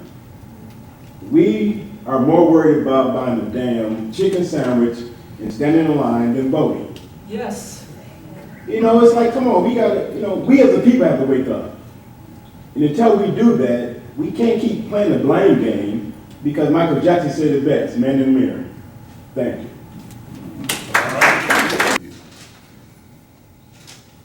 Do you think that knowing this kind of history can contribute to student success? Yes. Yeah, absolutely. Absolutely. It will help. It may not be the In what ways? Well, I went to school in Iowa in 1960, whatever. There, you could count the number of students of color who were there. We had to learn to support each other. We had to create the atmosphere that made us, or that will help us to go through the process. On the other hand, when I ran the summer incentive program here, back in the 90s, SIP, we brought in students. The idea was, how do we create a climate that will allow the students not to run home every weekend, but to stay here and cultivate a learning habit, group work together. Again, I don't want to stand here and blow my horn, but you can look at the track record in terms of what Office of Equity did in terms of the summer incentive program, the graduation rate. So, again, I don't know the answer, but I do believe that if people are educated enough to understand who they are, and I've often told my students, nobody told me that I was not smart to be in Iowa. Nobody told me that I was black and dumb. I always made sure that I walk with an ear that God created me, and I'm so handsome that I'm going to go anywhere I want to go. Right or wrong, but you have to have that psychological heading. The other problem that we have is the fact that we have not really taken the time to teach. Religion. How many of us really understand Kwanzaa? That principle. It's a community-wide based thing to support each other. So when you begin to look at situations, no, there have been programs. We can blame others, but we have to sometimes blame ourselves. So say we must go out and get involved. I don't expect miracles at Easter, but I do expect. I met a young lady 2 days ago in the elevator. She had on BSU. I told her, young lady, I am so proud. I hope you will make your BSU to become a very active, academic, challenging program, and come back to the department and talk to the people and join forces with the faculty in one of our students who graduated, Rashid, I just found out that he built a historical marker on his campus. How many of us as students have you seen it? How many of you have seen that? So the commitment has to come. All right. This is to the whole panel. Moving forward, it's 2019. What message of encouragement could you give to young African Americans today in moving forward? Your vote matters. You matter. You have to participate. You matter. And also that change is possible. I don't want to exaggerate the power and the importance of capitalism and capital. Capitalism has never been static, it has changed, it is flexible, and we can adjust. So there's room for maneuver, room to organize, and then room to make a difference. Patrick has just mentioned the spirit of Kwanzaa, that is a culture derived from both African culture and Western experience. It's built on the ideas of Julius Nyerere of Tanzania. And then many African Americans have been to Africa with globalization, and people have shared experiences. So I like to be optimistic here. And it can be done. So that's the message of encouragement I will give. And I think we have touched on some of the possibilities. I'd like to add that I think the message, vote, you matter, absolutely, that's important. And also to identify that the fight matters, the fight for equality, the fight for human rights. It's not just nice people will one day adopt it. Rattlesnakes do not die. If they're in your tent, you have to kill them. I don't kill snakes personally, but Reverend White T. Walker used that phrase in the Eyes on the Prize documentary. He said they won't commit suicide. They won't commit suicide. Yeah, that's the quote that I'm using. So, and I agree with that. And that should be taught, that the struggle is ongoing. It's never over. Each generation has to continue the struggle to advance human rights, to advance equality, to advance the well-being of African American people. That is essential. It's not just voting. Some people think, well, voting, I voted once. Was it 4 years ago or 6 years ago? So voting is very, very important. Sorry to run on. I want to offer some constructive criticism. I think that certain generations, older ones, and certainly includes mine, by default always say to go and vote, all right? Yes, it is important, but we have to be a little bit more sophisticated than that, okay? Because, young people have a lived experience. And what they know intuitively, if they've not made the analysis, is that the political system within the United States consists of one party with two names. Okay. It is a capitalist party that has two names. If you look at what they do and what they stand for, you see that they are identical except on the issues of birth, death, and sex and marriage. Okay? But anything else, they're exactly the same. And that's by design. That's because capitalists want to maintain control of the system. And they limit your choices politically. They tell you that you can choose between two candidates who are basically standing for exactly the same thing. And so the generations have now seen and observed that no matter who they vote for, they're having the exact same experience. That's because whoever wins is serving the exact same interests, right? So I think that young people will become more inspired if they have an honest explanation of that they understand what they're dealing with. And then they're prepared to establish an agenda that's designed to break that down. Because in many countries where you have elections, you may have, 15, 20 different parties running on the ballot. Everybody from the extreme right to the extreme left. Now that's democracy, right? We don't have democracy in this country. And the more honest we are about that, the better. And I don't tell people go out and vote. I mean, I say you can vote, But that's not all that you gotta do. I mean, you gotta be about revolution.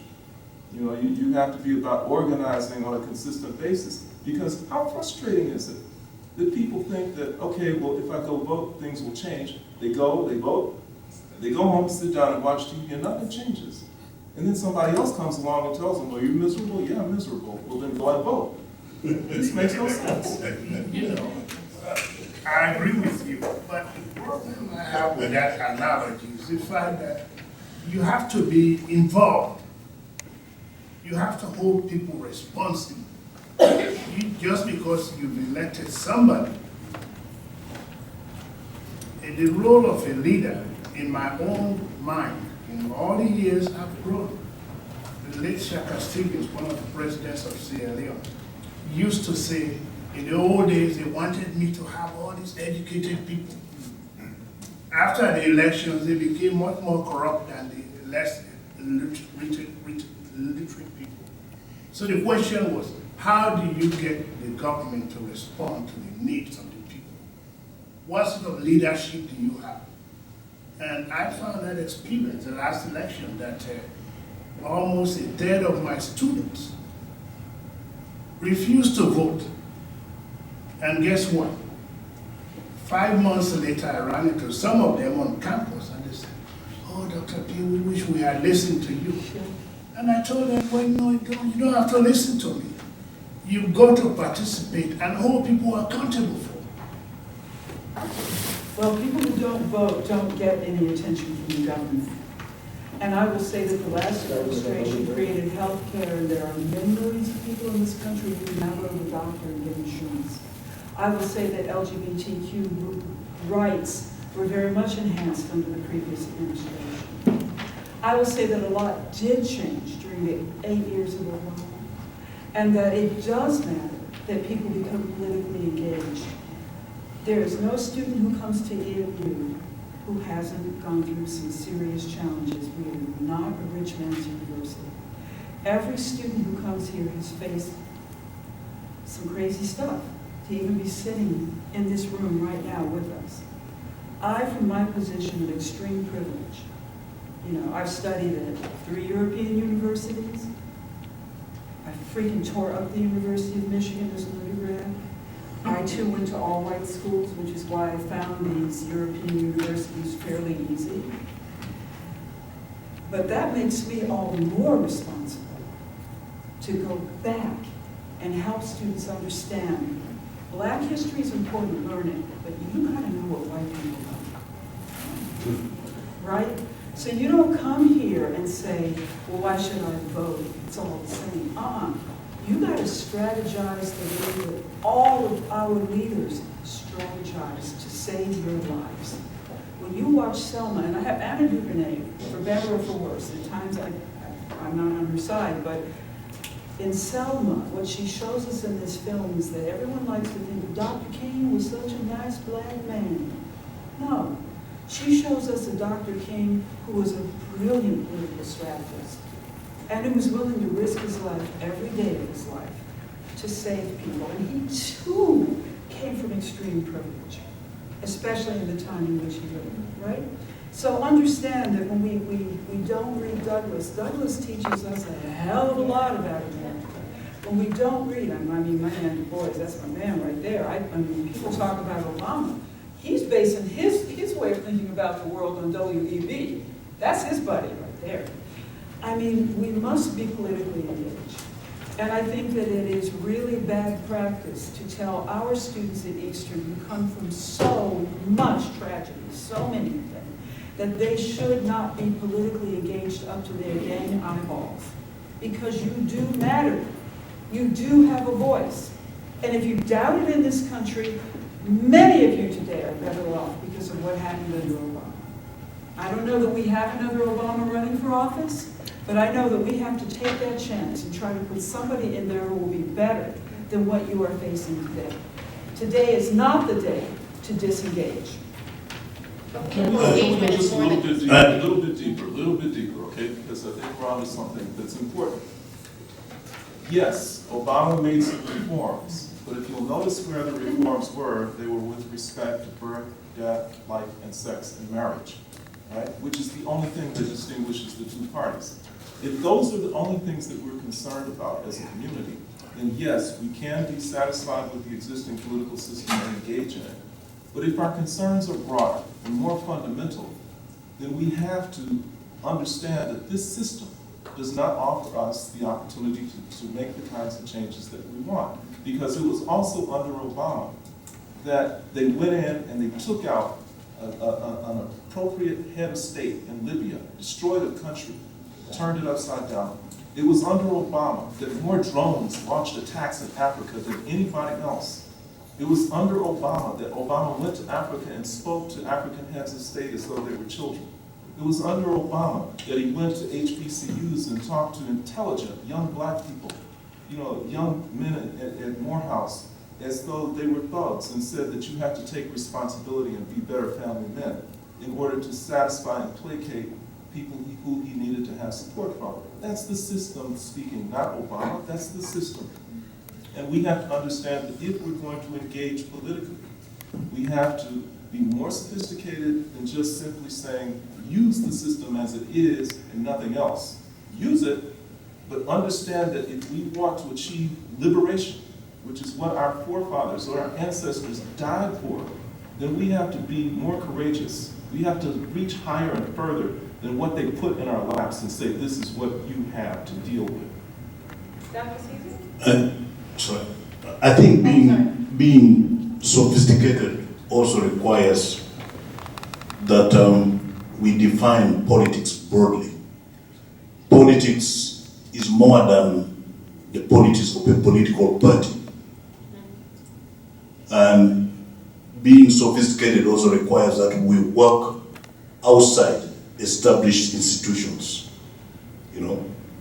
So the Democratic Party, the Republican Party, structurally should not necessarily always guide your politics.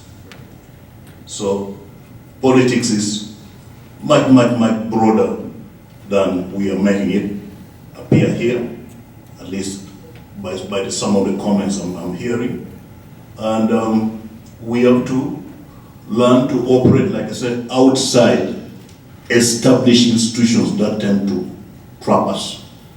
My colleague in African American Studies, Melvin Peters, and I used to have very, very interesting discussions about how to operate outside established political institutions.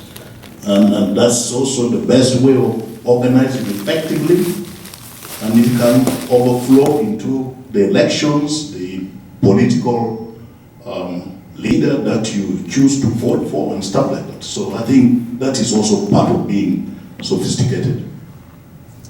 I think in answer to the question about what young people can do, I think that we all have something that we can do. As I said, I've practiced 18 years as a criminal defense attorney, and so I've seen some of the how harsh the system is, how they set the odds against a lot of black and brown people. But despite that, and I know that they talked about Bryan Stevenson. I don't know if any of you have read his book, Just Mercy. If it wasn't for Bryan Stevenson, despite all the darkness that we criminal defense attorneys that we deal with, he helped to change the lifer laws. So people who were sentenced to life as juveniles, they can get a second chance. He's helped to exonerate people that are on death row.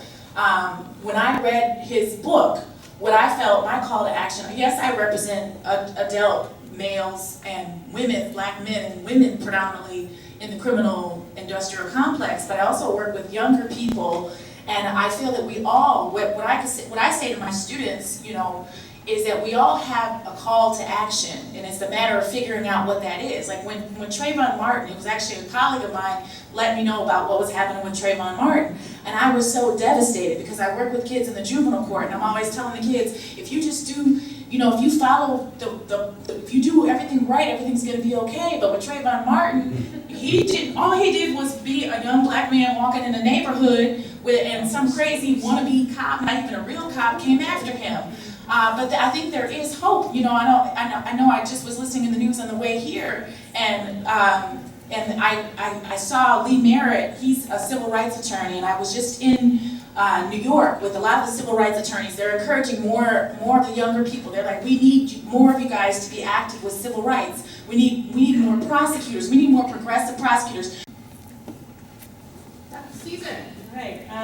Good evening, everyone. My name is Dr. Caesar, and I'm a visiting assistant professor at the Department of Anthropology and African American Studies. And I want to greet my students and colleagues and everyone who came here. A lot of things have already been said, but in thinking about post-traumatic slave syndrome, and Dr. DeGruy and other scholars who emphasize that Black people are walking around in a constant state of trauma due to the impact of slavery. A part of that trauma, I believe, comes from a constant association of Black people to shackles and oppression. And 1619 is another project that again emphasizes this historical connection to chains and blood. Is there a psychological impact on African descended people by having numerous agendas that start from slavery?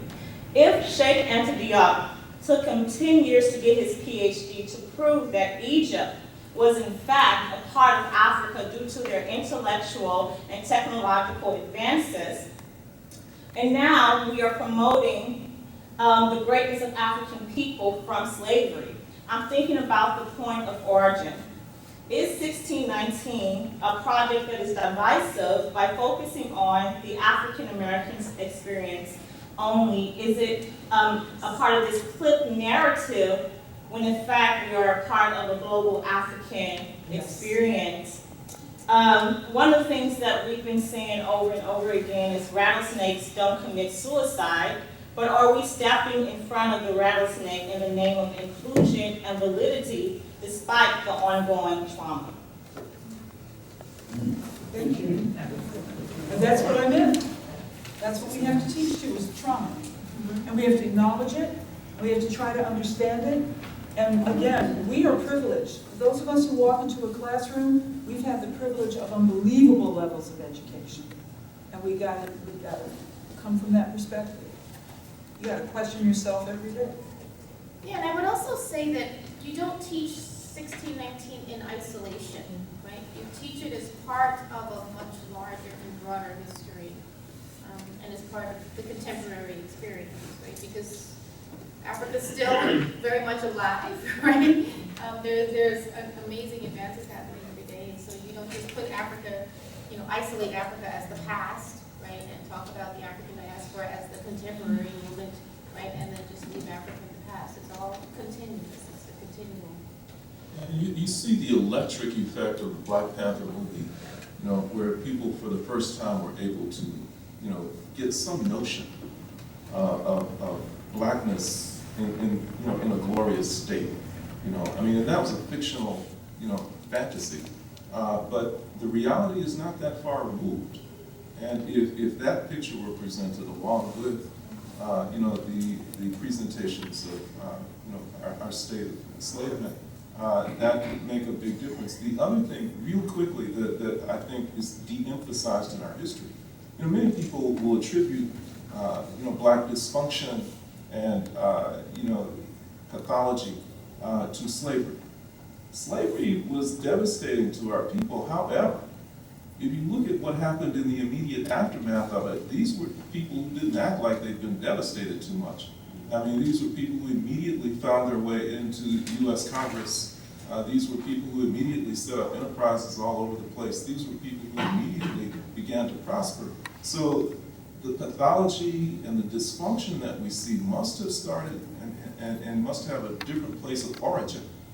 And I would put it, in the 20th century, with the advent of narcotics and guns that are brought into the community and other things, and the media attack, So, we have to be clear about where our problems begin and the source of them before we immediately attribute it to something that was certainly devastating and horrendous, but not the cause of what we see right now.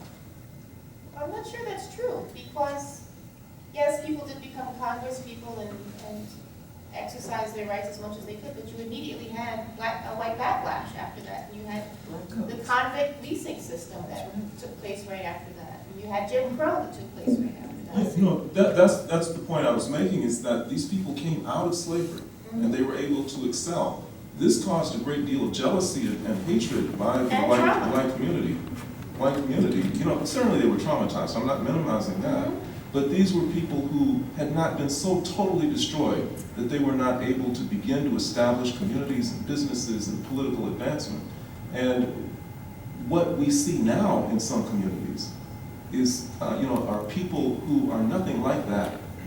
You know, there are some communities where people have been just really totally and completely devastated.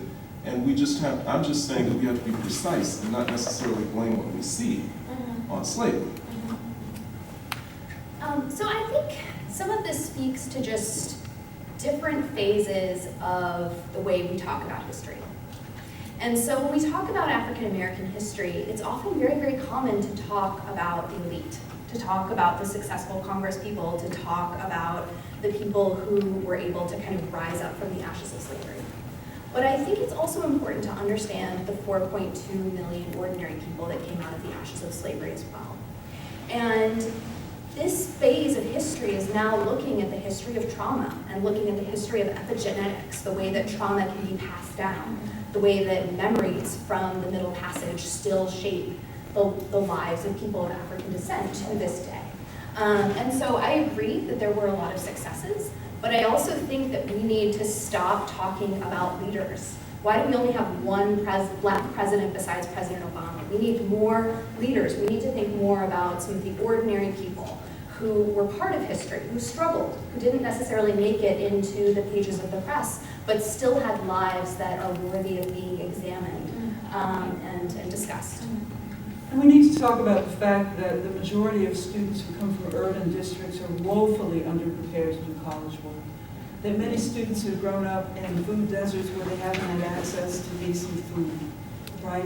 That many, I took a survey, and just a random survey in my class. I'm sorry some of you are here tonight. I'm not sorry you're here, but I'm sorry to talk about what happened in class. And out of a class of 38, 3 people had grown up in a 2-parent household, right? So that the majority of people, and this is not just race-bound, because of course these same conditions exist for poor people of all colors, including white people.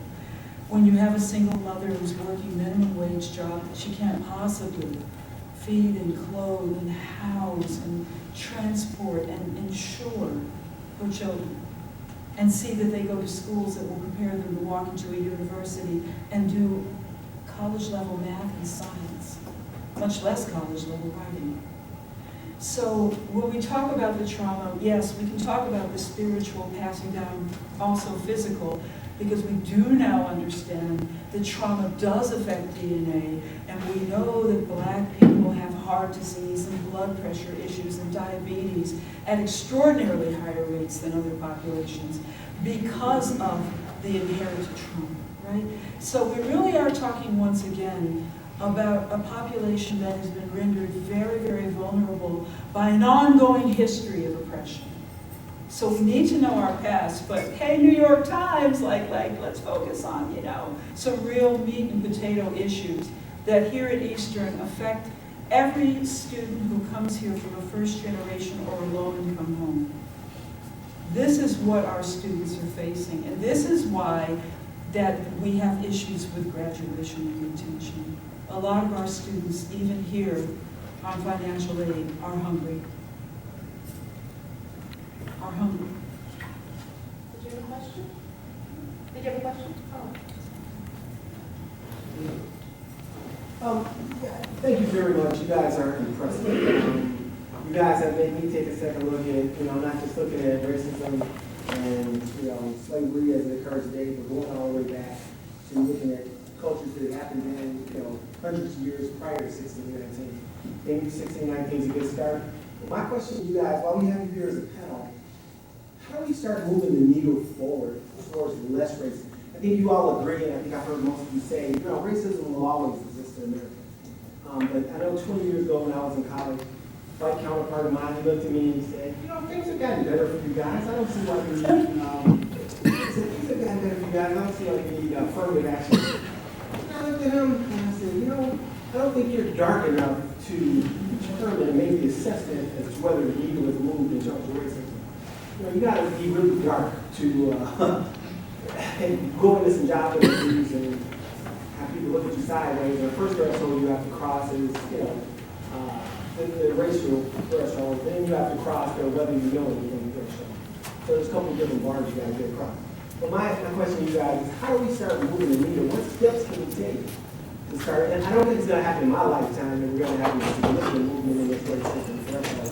But how do we start moving the needle towards a less racist America? And, you know, with the president, I don't think we're going to do it anytime soon, but you know, there's got to be some steps we can take as a culture, as America, to start moving the threshold towards less racism.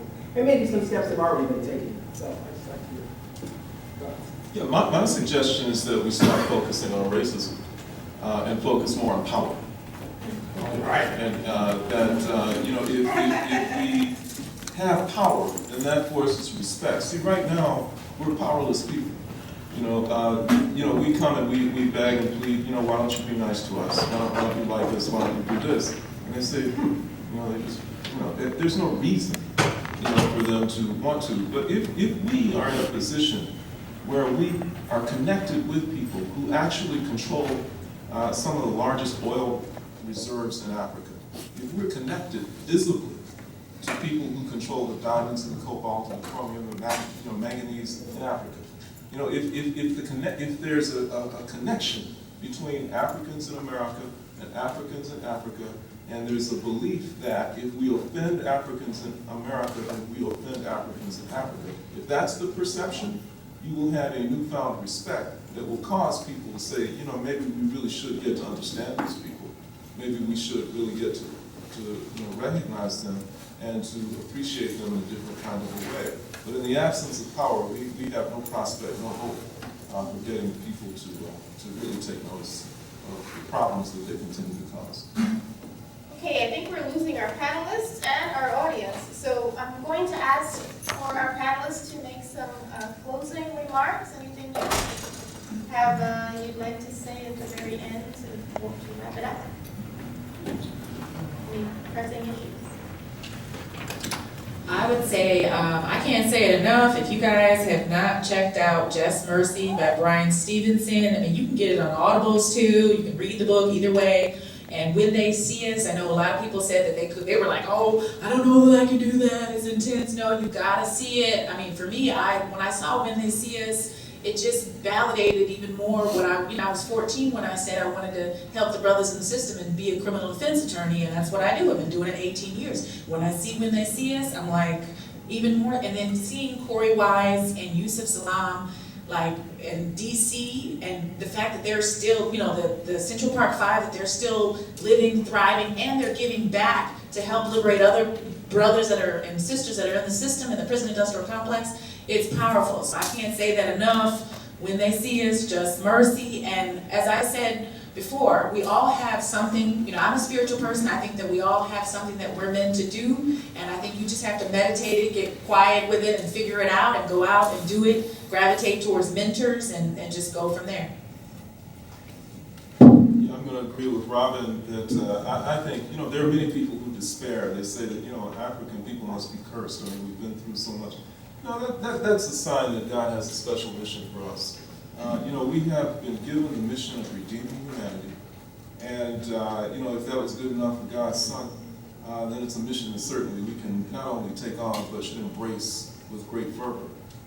We have been taken to the depths of hell in order to understand what it's like, so that we would have a commitment to making sure that that never happens to anybody else again. And, you know, it's very special. It's a great honor for us to be taken through what we're being taken through, because we're emerging from it very strong, very powerful. You know, you can't find anybody on the planet who has as much strength, as much integrity, as much spiritual connection as African people. And we should be proud of that, embrace it, and move forward with it. No problems, no apologies, and no fears. The struggle continues. We should continue organizing across boundaries. As a specialist on the African continent, I have good news. There is an African renaissance right now in terms of at least economic growth, but not necessarily development. Growth is not always development. The interaction and connection with Africa is important, but we also should bear in mind that that continent is not monolithic. The current resurgence or renaissance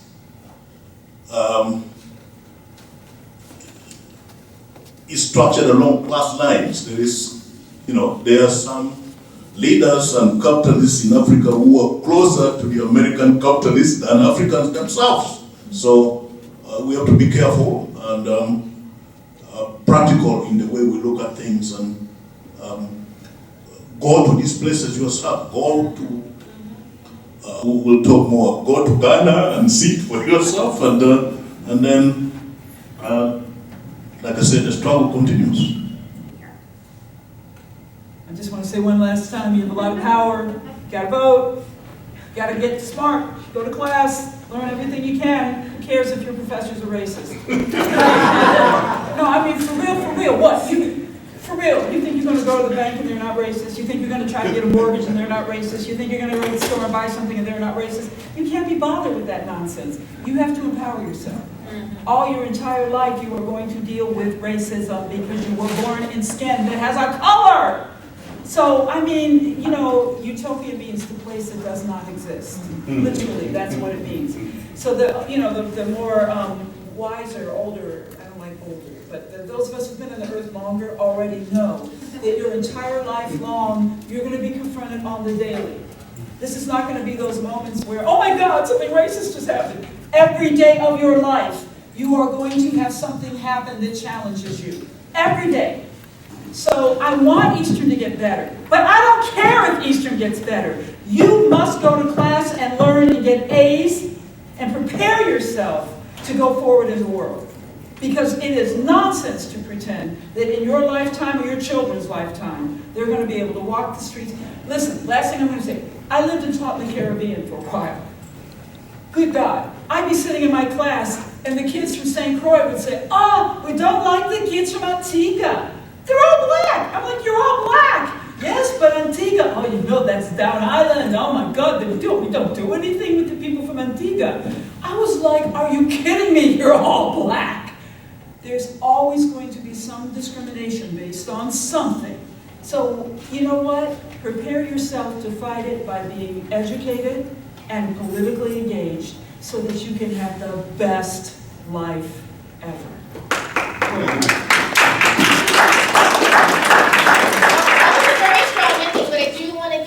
Dr. Hindi and Dr. Pia an opportunity.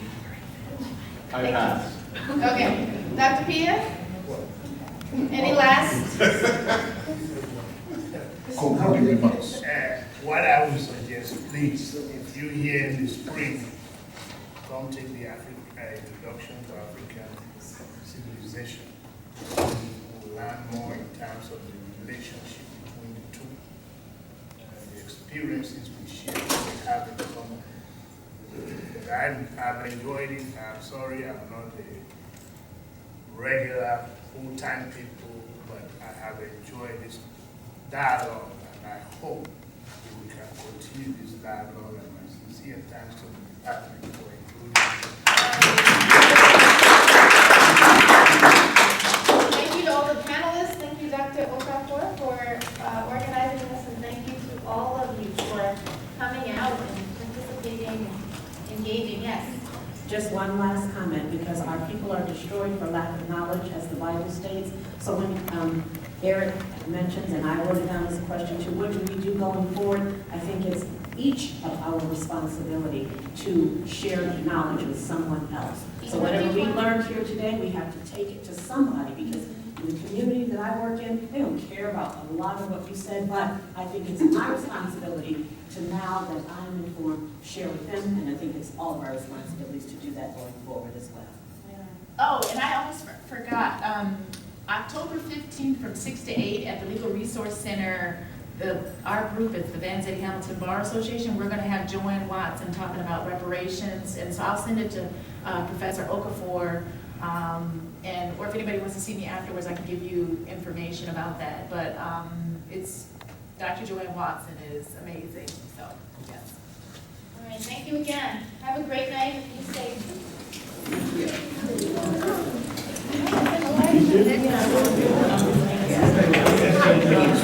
Good.